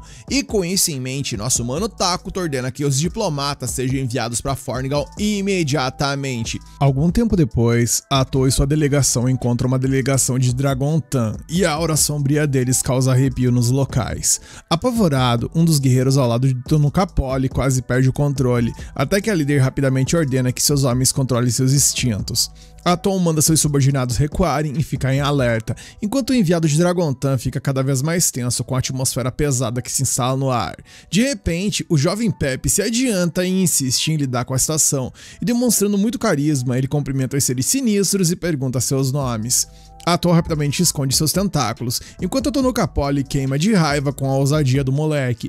Assim que os ânimos se acalmam, a elfa caminha ao lado da mulher vaca na floresta, surpresa ao saber que ela também procurou uma audiência com o rei da ruína, especialmente porque Minogra tinha acabado de enviar uma delegação para Dragontan. Pepe confirma que foi exatamente por isso que eles trombaram um com o outro por acaso no caminho, e demonstrando muita empolgação, ele começa a contar as histórias de suas aventuras para chegar até ali. Tonukapoli nesse momento então pede desculpas pelo tagarela, enquanto Atou muda de assunto, perguntando se estava tudo bem para eles deixarem seus soldados para trás, e ela explica que sim, pois o miasma dos elfos negros é forte demais para seus homens suportarem, então ela ordenou que esperassem do lado de fora. No entanto, o que ela não revela é o verdadeiro motivo. Eles estão prestes a encontrar com o próprio rei e ninguém sabe o que esperar desse cara, ou seja, todo cuidado é pouco. Horas depois, diante do temido governante de Minogra, a Tonukapoli aperta seu cajado com força, pois a aura que irradia desse ser é tão avassaladora que ela mal consegue compreender a verdadeira extensão de seu poder. E com tal presença agora pairando perto de sua cidade, a líder de Dragontan lamenta amargamente uma escolha que se voltou contra ela,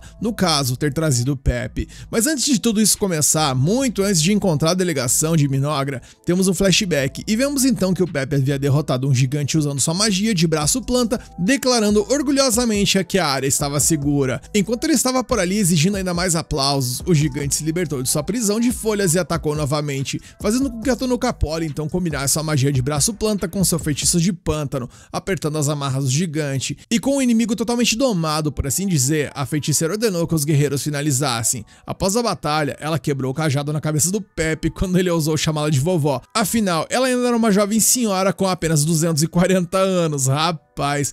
Além disso, como o único jovem na cidade empunhar um cajado, o jovem deveria agir como um líder em vez de um pateta. Pra ser sincera, a maga experiente se preocupa com o futuro dele, especialmente agora que estavam prestes a se aventurar nas terras amaldiçoadas. O Pepe, que nem tinha percebido que esse era o plano, levou outra bronca por sua ignorância. Ela lembrou que os anciões viram um sinal de apocalipse iminente emanando daquele lugar e ordenaram que investigassem. Até porque se os ataques bárbaros a Dragontan continuassem, a cidade acabaria caindo e a sobrevivência deles dependia de descobrir a causa dos ataques dentro das serras amaldiçoadas antes que fosse tarde demais. E perdida ali em seus pensamentos, ela se assusta pra cacete quando Pepe se apresenta alegremente ao Takuto com aquela aura contagiante de criança e convidando o rei para ser seu amigo. Horrorizada, a maga correu para implorar perdão ao líder da nação. No entanto, nosso prota sorriu e aceitou a oferta do garoto e garantiu a todos que se dariam bem.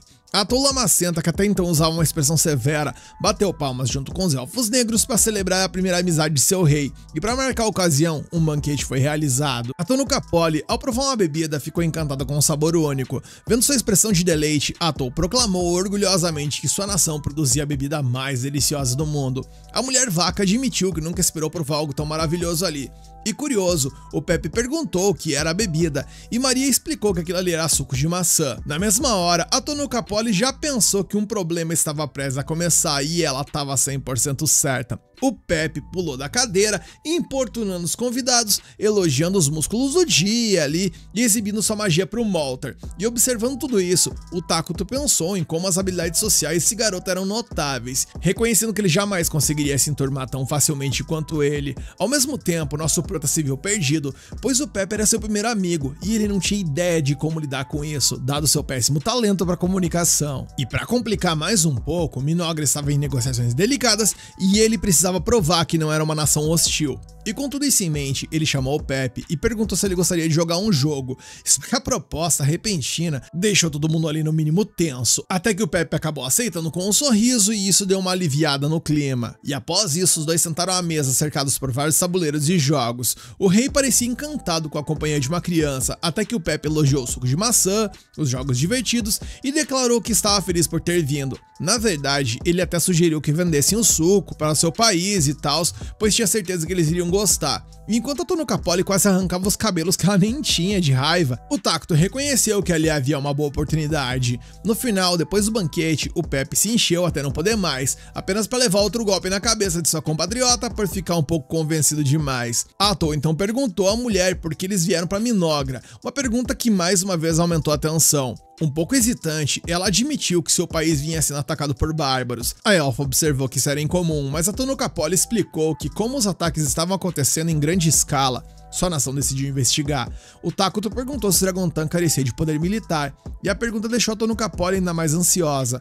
Ela rapidamente garantiu que eram capazes de repelir a ameaça, mas enfatizou que a prevenção era sempre o melhor remédio. Foi então que o Pepe soltou a língua, questionando se eles não tinham vindo ali para investigar e encontrar uma maneira de não ser esbagaçado pelos inimigos, e o comentário fez a Tonuka Poli quase desencarnar de nervoso. E a Toa apenas se compadeceu, pois ela entende as aleatoriedades dos cabeças de vento. A Lamacenta então a tranquilizou, dizendo que Minogra não tinha intenção de prejudicar Forngal. E com um sorriso inocente, a elfa admitiu que Minogra era um domínio do mal que amava a paz, isso é no mínimo contraditório, e que além disso, se Dragontan caísse, Minogra certamente seria o próximo alvo da horda. Em outras palavras, o assunto lhes dizia respeito diretamente. Ansiosa por ajuda militar, a Tonuka Poli refletiu que a disposição de Minogra em ajudar provavelmente tinha a ver com a mina de veia de dragão, mas com a existência de sua cidade em jogo, tudo que ela podia fazer era entrar na dança. O Takuto respondeu que amigos deveriam ajudar uns aos outros, e como a gafe do Pepe colocou a Dragontan em uma posição delicada, a Tonuka Poli perguntou o que eles iriam querer em troca. A Toa imediatamente mencionou justamente aquilo que ela pensava, a mina, o que deixou a mulher vaca visivelmente abalada. A elfa esclareceu que Minogra não tinha problemas em administrar a mina em conjunto com Dragontan, mas queria, se possível, o direito de escolher em qual elemento a energia bruta seria convertida. Tonuka Poli apontou que essa era uma tecnologia que levaria pelo menos mais 10 anos para ser desenvolvida, mas se eles mencionaram, bem, talvez Minogra já tivesse conseguido esse avanço. Diante dessa reviravolta, a porta-voz de Dragontan declarou que o Pepe era um idiota, provavelmente o maior idiota que Forngal já viu. Mas mesmo assim, ele ainda era o futuro daquela nação, e o Pepe tinha um dom especial. Ele podia sentir a natureza das pessoas, e por conta disso, ela o incentivou a tomar a decisão. E sorrindo, o moleque simplesmente declarou que o que ele mais queria era a amizade entre Minogra e Forngal. Na cena seguinte, os líderes de Minogra se reuniram para revisar os acordos. A Enli lembrou que concordaram em exportar provisões e brinquedos em troca de necessidades diárias e produtos de metal. E para o Molter, foi um alívio garantir esses itens sem depender do rei. A Toa comentou que o maior prêmio de todos foi o acesso à mina da veia de dragão. O ancião observou que eles ganharam uma vantagem graças à bola fora do moleque, embora no fundo pensasse que se não fosse pelo garoto, a amizade entre as duas nações talvez nunca tivesse surgido tão facilmente. O rei da ruína até se perguntou se a criança havia revelado a fraqueza de Dragontan de propósito ou não. Mas voltando ao assunto, a Toa levantou a questão das futuras relações, e como ninguém sabia nada sobre Forngal, Molter insistiu que aprender seus costumes seria crucial. O problema era que a capital deles, Lua Crescente, era muito longe, e por conta disso isso teria que esperar. O Taco então ordenou que a ajuda a Dragontan fosse priorizada, enquanto Molter os lembrou de que precisariam de algum pretexto formal para entrar em outra nação. O conselho sugeriu enviar a Maria e a Caria, que ainda não tinham cargos oficiais, mas eram de profunda confiança. O Takuto obviamente se preocupou, mas o Molter lembrou que ambas estavam sendo treinadas como futuras líderes, então essa seria a sua primeira chance de ganhar experiência real. Mesmo assim, quando o rei ainda mostrou preocupação, Atou se ofereceu para acompanhá-las, só que o Moltar argumentou que isso não era sábio, já que ela era a pessoa mais próxima do Takuto, e ouvindo essas palavras, a jovem elfa ficou encantada. No final, a Karia se lembra de algo que o Takuto lhes disse uma vez: elas são livres. Pensando na liberdade que tem, as duas decidem que querem ser úteis ao seu mestre. Em outras palavras, elas estão dispostas a correr qualquer riscos que as aguardem em Fornigall. Depois de muita insistência das meninas, o Takuto finalmente cede e a Atou ficou chocada e até com um pouco de ciúmes do fato de que ele cedeu aos apelos manhosos de outras pessoas. Nesse momento, a En lhe aponta que seria uma loucura enviar apenas duas garotas sozinhas, mas o rei já tem alguém em mente para escoltá-las. Após a reunião, o Takuto se acomoda em seu trono e vemos que a Atou ainda está tomada pelo ciúme. E quando o nosso prota não sabe o que fazer, as duas o aconselham apenas a falar o que ele está pensando. E com isso em mente, Takuto se aproxima da sua mais leal ajudante e agradece por ela sempre pensar nele, mencionando que ele sempre soube que só chegou até onde chegou porque ela estava ao seu lado, e é por isso que ele deixa claro que precisa dela e pede para ela relaxar, porque para ele, ela é a única e especial em sua vida. E meus amigos, isso quase matou a elfa. As palavras do cara foram tão firmes que cacetearam o coração dela a ponto de quase ela não voltar mais a funcionar. Nesse momento, ela só consegue pensar em quando os dois finalmente vão se casar e vão viver felizes para sempre. Depois disso, o Takuto leva a Maria e a Karia para visitar a clínica de Minogra, uma instalação de baixo custo onde as doenças da população serão tratadas. Mas o verdadeiro motivo da visita é que a escolta das meninas está esperando lá dentro. A Atou se pergunta se é quem ela pensa que é e o rei confirma: é a unidade que ele acabou de criar. Temos então um vislumbre das três figuras criadas pelo rei, e enquanto o rosto da Karia se contraiu de medo, o da Maria por sua vez se iluminou de empolgação. No entanto, apesar da aparência sinistra, o trio se comportava de uma forma toda empolgada e com muito entusiasmo pela chance de conhecer o rei Takuto. A alegria deles era tão contagiante que a Atou até deu sua aprovação, e o rei explicou que os havia criado com uma precaução, para estar pronto para o pior. Ainda assim, a Karia, desconfortável, perguntou quem eles eram, e o nosso prota respondeu que eles eram médicos de combate, ou seja, curandeiros capazes não apenas de tratar feridas e doenças, mas também de partir para a trocação e proteger as duas jovens elfas.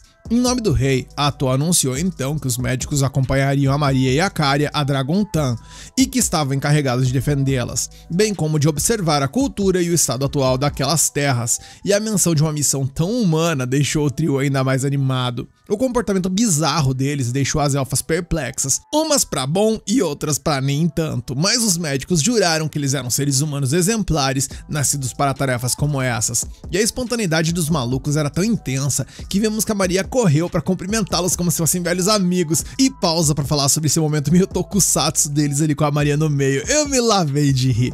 Nosso mano Takuto então ficou feliz e por conta disso sentiu um desejo de recompensar a lealdade deles, declarando que lhes daria um prêmio. Como eles pareciam extremamente obcecados com o assunto, o soberano lhes deu nomes humanos adequados: Ichiro, Jiro e Saburo. E enquanto os três sorriam largado com isso, ao receber o seu nome, Ichiro jurou honrar a bênção cumprindo seu dever de forma impecável. Logo, até a Maria foi contagiada pela teatralidade dos médicos, o que fez o Takuto se perguntar se talvez não tivesse ido longe demais.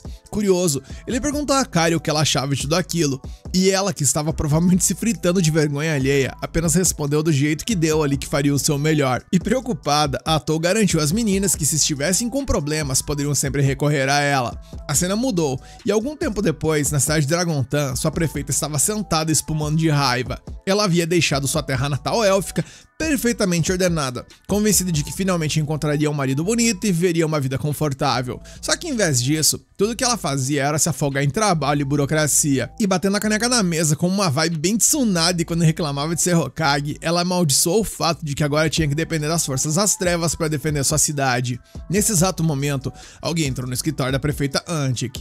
Num piscar de olhos, ela abandonou sua postura agressiva e forçou uma doçura que era mais alta que a nota de R$3. Sua assistente explicou, envergonhada, que alguns visitantes queriam se encontrar com ela, mas não tinham hora marcada.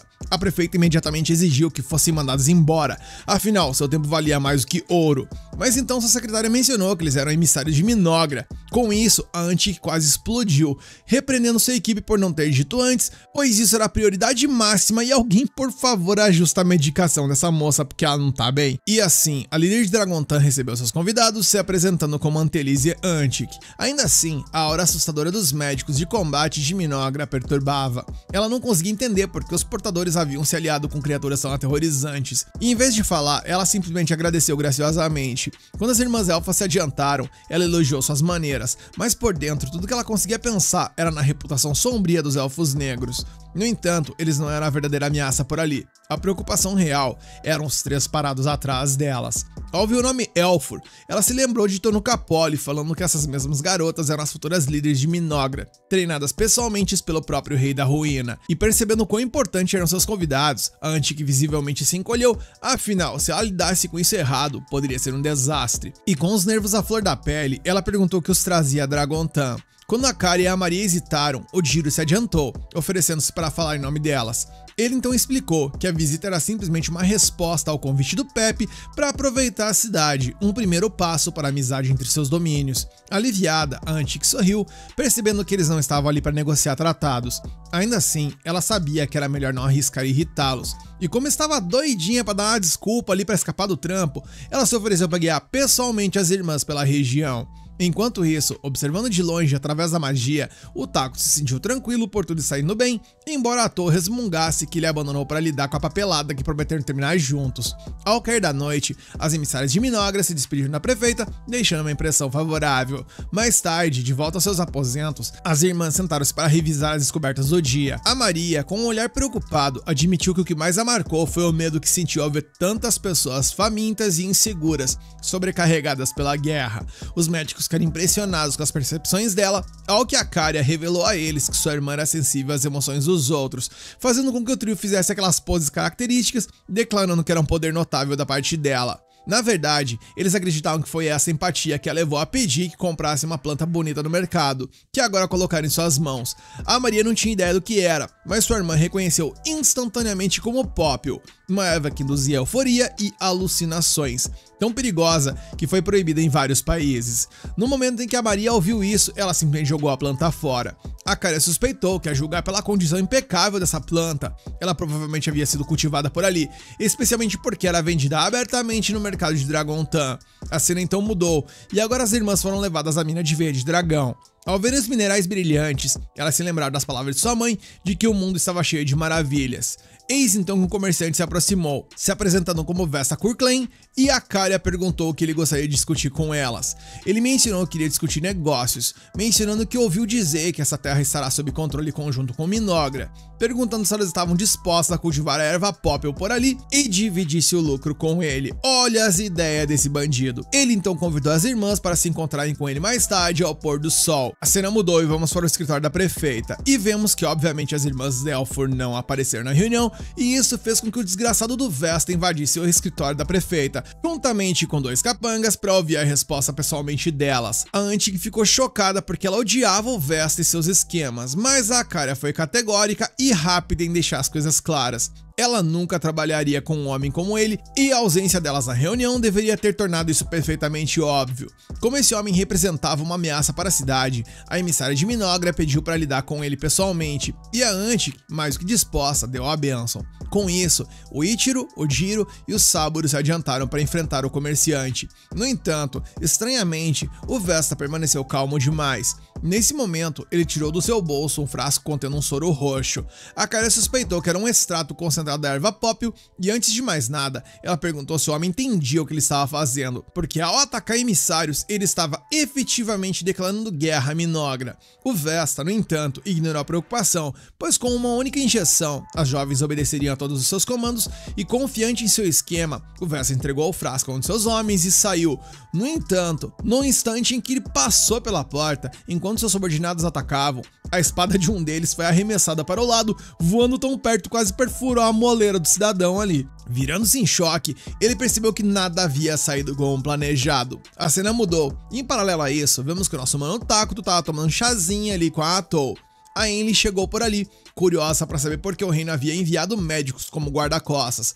A Atol então explicou que aqueles médicos de combate amavam tanto os humanos que desenvolveram habilidades únicas. Na verdade, eles eram conhecidos como devoradores de cérebro e eram tão habilidosos em curar quanto em matar. De volta ao escritório da prefeita, o Vesta ficou horrorizado com o que aconteceu com seus homens. Os 3 comedores de cérebro revelaram sua verdadeira natureza, planejando arrancar a carne dos mortos para aparecerem ainda mais como humanos. O comerciante exigiu saber o que eram essas criaturas e, com a convicção inabalável, eles simplesmente responderam que eles eram humanos. Assim como o comerciante, nem a Anti conseguiu suportar a visão e desabou no chão, dominada pelo desespero. A Maria chegou por ali, deu uma acariciada no cabelo dela e pediu para ela se acalmar. E enquanto a Caria, por sua vez, ordena que seus subordinados terminem rapidamente. O Vesta argumenta que a Elfa compartilha de seu mesmo alinhamento, como se isso fosse motivo para poupá-lo, mas a garota deixa claro que os dois não estão na mesma posição.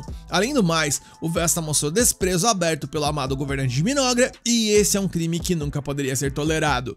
Finalmente, assim como Takuto lhe disse uma vez, a Caria lembra que as pessoas más são livres, e essa é a sua natureza. E assim, com a aprovação do rei, ela escolhe exercer essa liberdade, pondo um fim a esse oponente. E perto de Vala, o comerciante implora por sua vida, mas a Elfa ordena friamente aos senhores mascarados que façam jus ao seu nome. Após a treta brutal, os curandeiros se cobrem com as peles dos homens caídos, sentindo-se mais humanos do que nunca. A Caria se desculpa por deixar o escritório da prefeita encharcado de sangue, e em seguida pergunta educadamente se pode cobrir o custo da limpeza. E vendo a alegria pura e simples da Caria com tudo aquilo que aconteceu, a Anti que não consegue acreditar que essa garotinha possa permanecer tão despreocupada no meio desse caos. O desconforto que vem com essa percepção a aterroriza tanto, que ela acaba, bem, vocês estão vendo.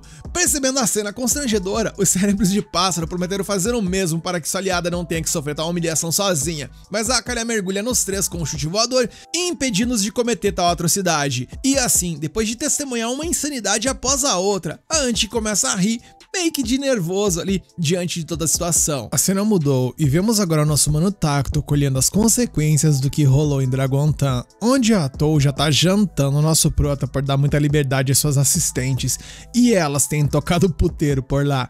A Elfa se ligou que ele estava observando a distância e questionou os motivos dele não ter as avisado por telepatia para não causar tanto estrago. E ele, parecendo um pai extremamente bunda mole, apenas respondeu que não fez nada porque não queria que elas o odiassem, até por estarem em uma idade mais complicada e tal. E a Atol aproveitou para surtar mais um pouco, questionando se ele é pai delas por acaso, e se ele é o tipo de pai que deixa a mãe passar o sabão nas crianças na hora que rola a treta. E antes que o gado possa responder, ela já se volta para as meninas e pergunta sobre o que elas tinham na cabeça ao conspirar com o Takuto para encobrir a verdade. E sem resposta, a fúria dela se volta para os 3 médicos que não passam nos açougueiros maníacos que aparentemente esfolaram pessoas vivas na frente da prefeita de Dragontan. E apesar do mau humor da Elfa, os malucos afirmam alegremente que agora eles se tornaram um pouco mais humanos. E o comentário desse desgraçado só deixa a situação ainda pior. E como castigo, a Atol exige que todos escrevam uma redação de arrependimento, ao que todo mundo concorda. Algum tempo depois, já na sala de conferências, a assistente anuncia que é hora de discutir o que fazer com Dragontan. Naquele momento, o Takuto estava distribuindo doces para recompensar suas filhas preciosas, o que fez a Atol obviamente questionar se esses 3 encrenqueiros estão realmente arrependidos ou não. A bronca foi tanta que até o dia teve que pedir para ela pegar mais leve, até que finalmente a Elfa gela a moleira e admite que exagerou.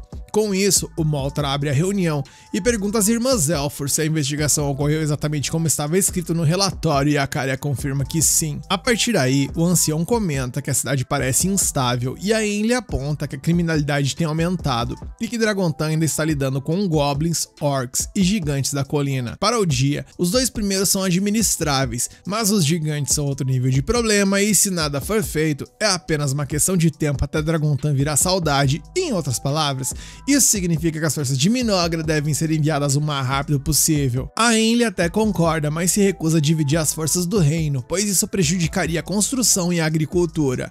A Atol então declara que ela pessoalmente fará parte do apoio enviado, e o Moltra presume que é por causa de sua habilidade de roubar as habilidades dos outros. O rei concorda que sim, dizendo que já havia decidido enviá-la de qualquer maneira. Com isso, o ancião assume a responsabilidade de formar uma escolta para essa figura-chave do reino, ao que o Dia, por sua vez, afirma que seus guerreiros se concentrarão na defesa nacional. A Aenli admite que ainda se sente desconfortável com isso tudo, já que a defesa local dependeu muito da Atol. Diante dessa situação, o Rei da Ruína nomeia a heroína Isla como a nova peça central da defesa do reino, pois como sua produção está quase concluída, ela logo será crucial. Os Elfos Negros elogiam a visão do rei, que simplesmente dá um tchauzinho para seus súditos, pensando consigo mesmo que na real foi pura coincidência. Mesmo assim, parece importante manter as aparências de governante todo-poderoso. Atol então pede ao rei para dar suas palavras finais e o Tacto declara que essa será a estratégia oficial de Minogra. Os Elfos Negros empolgados então respondem com entusiasmo. Depois, eles vão verificar a produção de Isla e por conta disso, o reino foi forçado a racionar uma quantidade massiva de recursos, justamente para garantir a invocação da heroína, mas com certeza valerá a pena. Um pouco preocupada, a Caria pergunta que tipo de pessoa essa heroína será. Através de telepatia, o Tacto pergunta a Atol o que ela acha que vai rolar e ela responde que não faz nem ideia. Mesmo assim, o Tacto espera que nada de ruim aconteça e se a Isla se voltar contra o rei, Atol jura que protegerá ele com sua vida. Eis então que finalmente o soberano de Minogra começa o ritual e o processo mágico produz um ovo ali que lentamente se racha, até que uma criatura emerge de sua casca e quando a invocação é concluída, a Isla solta um rugido que atordoa todos os cidadãos reunidos.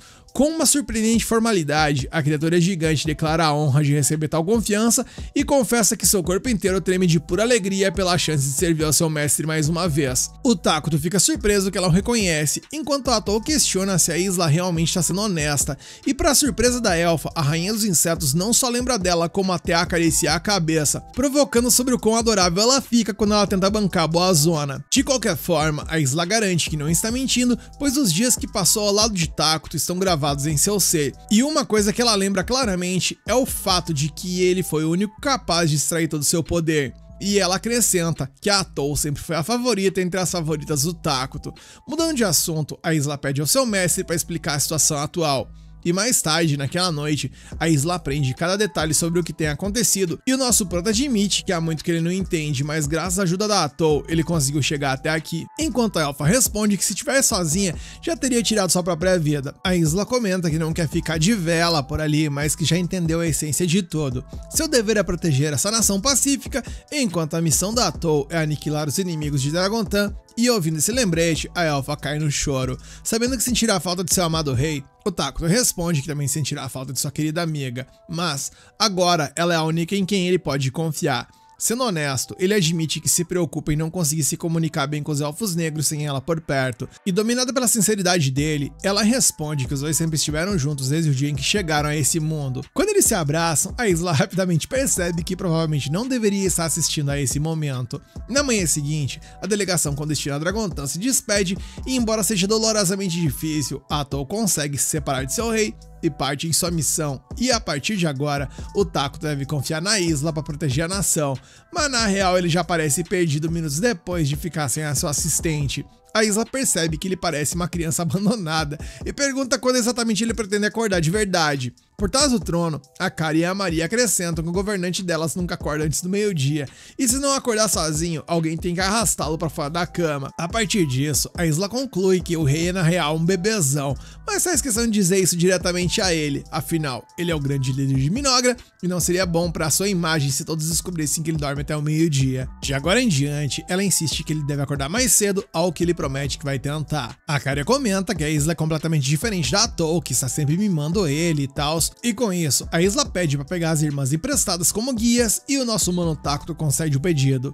Antes de sair, a Isla lembra de que logo o povo virá buscar a aprovação do rei, então ele deve manter a compostura. E assim que as três saem, a Emily chega com o pedido para o rei aprovar a divisão da força de trabalho e, perdido sem a sua fiel companheira, o Tacto assina o documento sem nem ler. Logo depois, o Dia aparece com outro documento e o Tacto se prepara para finalmente agir como um rei de verdade, até que a Atol volte, e eu já nem sei o que vai acontecer com isso.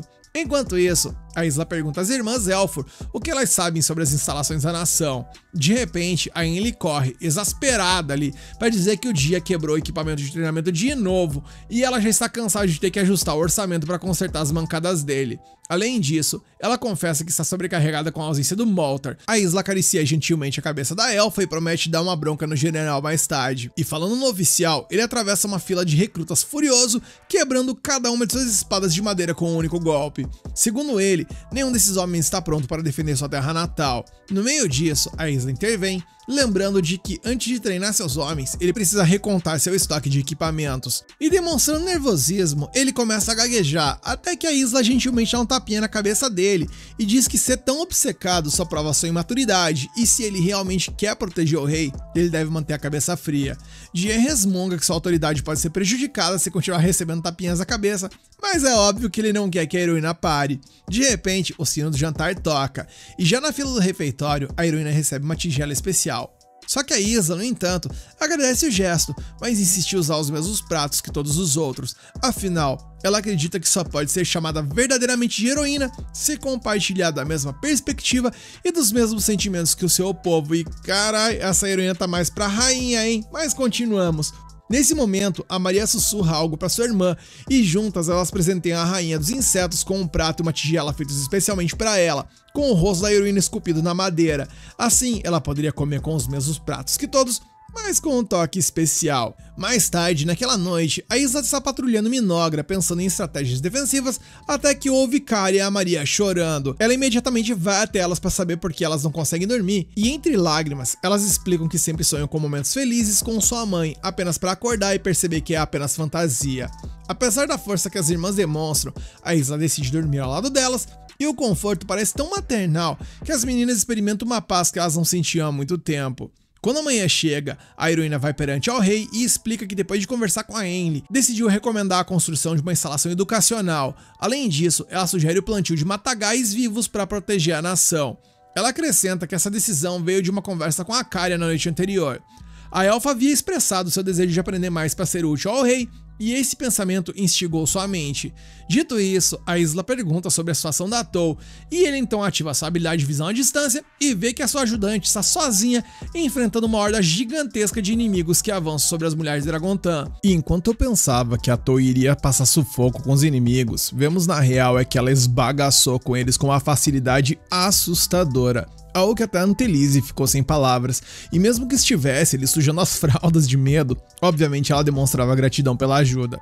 Vendo que aquela mulher era capaz, Antelise fez questão de lembrar a todos que haviam tratado bem as irmãs Elfor ali com grande bondade e tals, e que agora suas duas nações eram aliadas, mas como a prefeita estava claramente nervosa, ela disse para Lei descansar um pouco e deixar o resto com ela. A cena mudou, e agora vemos que a galera tá servindo uma bebida pra Tou, enquanto o Moltar comenta que eles estavam se dando surpreendentemente bem com os locais, pois ele esperava na real que os cidadãos de Dragontan tivessem muito mais medo deles. Mas aparentemente, o Pepe ajudou muito nessa conexão. Ao ouvir o nome do garoto, fez a Tou se lembrar da vez em que ele viu seus tentáculos e a chamou de polvo. Ela estava prestes a explodir com ele, mas o garoto de repente se lembrou de que precisava voltar para a lua crescente e deixou Dragontan aos cuidados da elfa, deixando-a sem palavras. Mudando de assunto, o ancião perguntou sobre a sua pilhagem de habilidades dos bárbaros, ao que ela garantiu que estava indo muito bem, pois apesar de fracos, o grupo tinha habilidades surpreendentemente decentes. De repente, os defensores de Dragontan avistaram um gigante na colina se aproximando.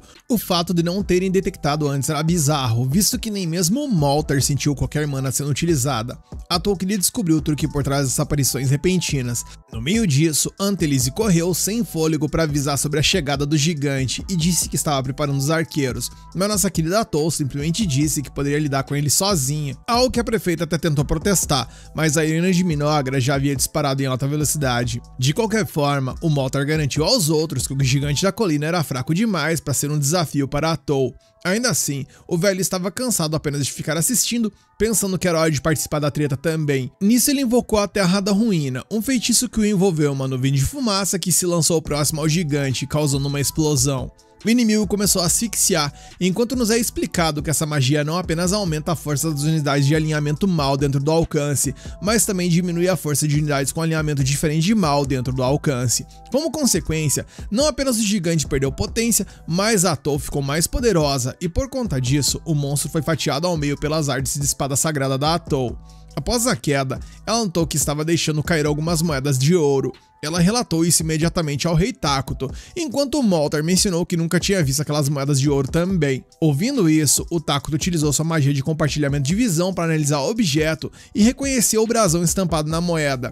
Ele pertencia aos Bravos Conquistadores. Naquele momento, o exército do Rei Demônio começou a avançar em direção a Dragontan e, observando o movimento, o Takuto mencionou que o inimigo deles era um RPG. A cena mudou e, longe dali, os soldados do Reino Sagrado de Qualia, liderados pela Santa, ficaram chocados chocados com a devastação que uma bruxa causou em uma pequena cidade. Ao tentar resgatar os sobreviventes, os homens foram subitamente aniquilados por um feitiço sombrio.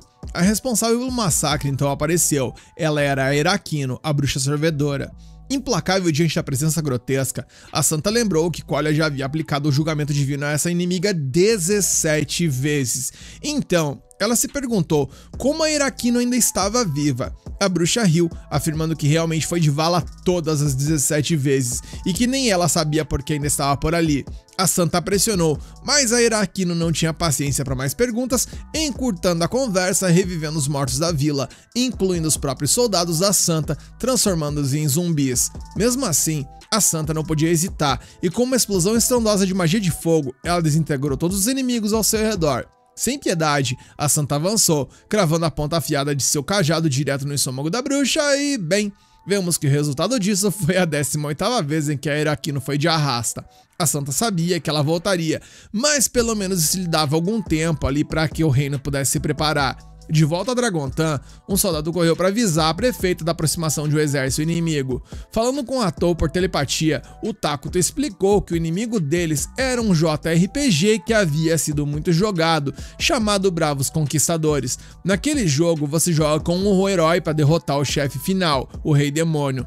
Esse era um título lendário conhecido como progenitor da maioria dos RPGs para PC, e a razão pela qual os batedores de Minogra não conseguiam detectar a chegada do inimigo é porque naquele jogo simplesmente não havia avisos para encontros aleatórios com inimigos, algo que seus inimigos estavam usando a seu favor. A Isla então perguntou se seu mestre já havia jogado antes, e com isso em mente, o rei menciona que sim, e diz a Atou que lhe contará como vencer esse embate. Paralelo a isso, dentro do castelo do Rei Demônio, o Soberano das Trevas ordenava que suas tropas esmagassem o inimigo. Voltamos então ao campo de batalha próximo das muralhas de Dragontan, onde o Pedra Gelada perguntou ao Flamejo se o rei havia dado ordens específicas. A besta de fogo respondeu que era o de sempre, e que eles eram livres para usar os monstros e táticas que quisessem. Nisso, o Pedra Gelada convocou as tropas, ordenando que atacassem Dragontan com força total, e enquanto ele corria para as linhas de frente, o Flamejo demonstrou um comportamento peculiar ao mencionar que irá perseguir seus próprios objetivos pessoais. No campo de batalha, o Pedra Gelada e seus guerreiros avançavam até que a fumaça do Moltar se espalhou sufocando o exército. O gigante rapidamente notou que enquanto os orcs e goblins estavam sofrendo, eles, que eram demônios puros, acabavam ficando mais fortes. Foi quando a Atou apareceu, capotando o mago instantaneamente. Ela então percebeu que estava cara a cara com o Pedra Gelada, um dos 4 generais. Curioso, o gigante exigiu saber quem ela era, ao que ela se apresentou como uma unidade do jogo de estratégia 4x chamado Nações Eternas, leal ao poderoso Rei da Ruína, Ira Takuto, e que seu nome era Atou Lamacenta, encarregada de erradicar todos que ousassem desafiar Minogra. Lá na muralha de Dragontan, enquanto os arqueiros faziam chover flechas, a prefeita Antelise ordenava a evacuação. O Moltar a interrompeu, dizendo que não havia necessidade de ir tão longe, afinal, Minogra estava ao seu lado. Antelise protestou, mas então explosões distantes e gritos monstruosos ecoaram e, segundo o ancião, aquilo lá era a Lamacenta em ação e que a vitória estava garantida. No campo de batalha, depois de desviar de onda após onda de lanças de gelo, a Atou avançava com confiança, exatamente como o Rei Takuto havia previsto.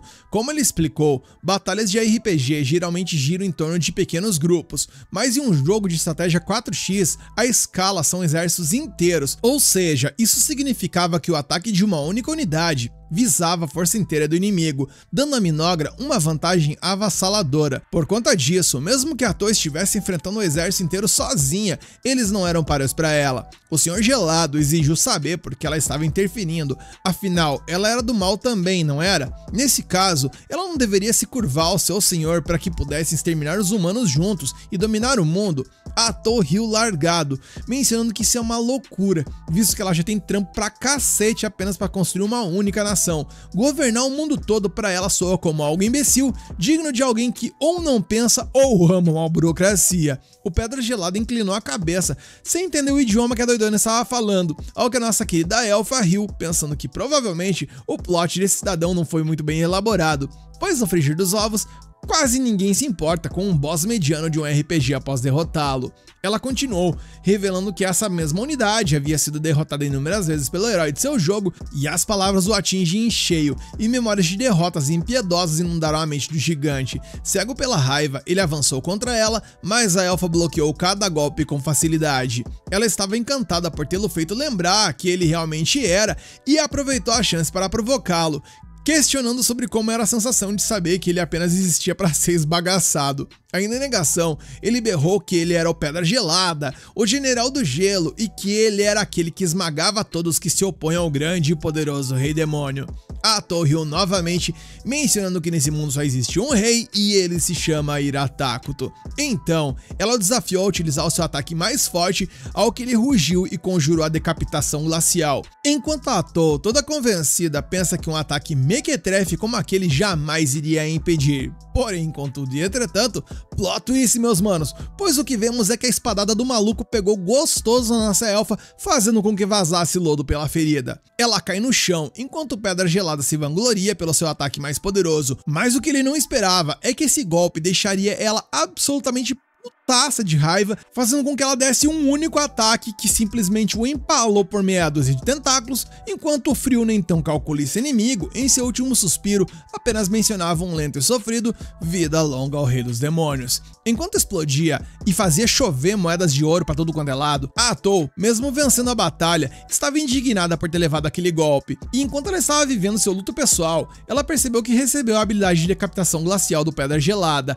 onde ela poderá desencadear um poderoso ataque do elemento de gelo com um acerto garantido, com a condicional rebote de que não irá conseguir se mexer por um tempo, e percebe o quanto essa habilidade é apelativa ao garantir o sucesso do acerto, refletindo o quanto é diferente lutar contra um gênero diferente de jogo, pois as mecânicas deles são outras. De qualquer forma, a elfa se lembra que é hora de relatar o que aconteceu por ali e informa seu mestre que derrotou um dos 4 generais, só que nesse momento ela sente que até o seu coração errou as batidas, pois ela acabou de perceber algo aterrador. Um inimigo está em Minogra e o desgraçado é o Flamejo. Nisso o episódio acaba e cacetada, como é que se sobrevive por uma semana para descobrir como é que essa situação vai ser revertida, hein? Será que o Tacto vai arregaçar as mangas ou a Isla vai dar conta do senhor esquentadinho? Se vocês querem a continuação, deixe aqui nos comentários que vocês querem a próxima parte, senta e dá um like no hype para fortalecer esse vídeo e se inscreve e ativa o sininho para não perder as próximas partes.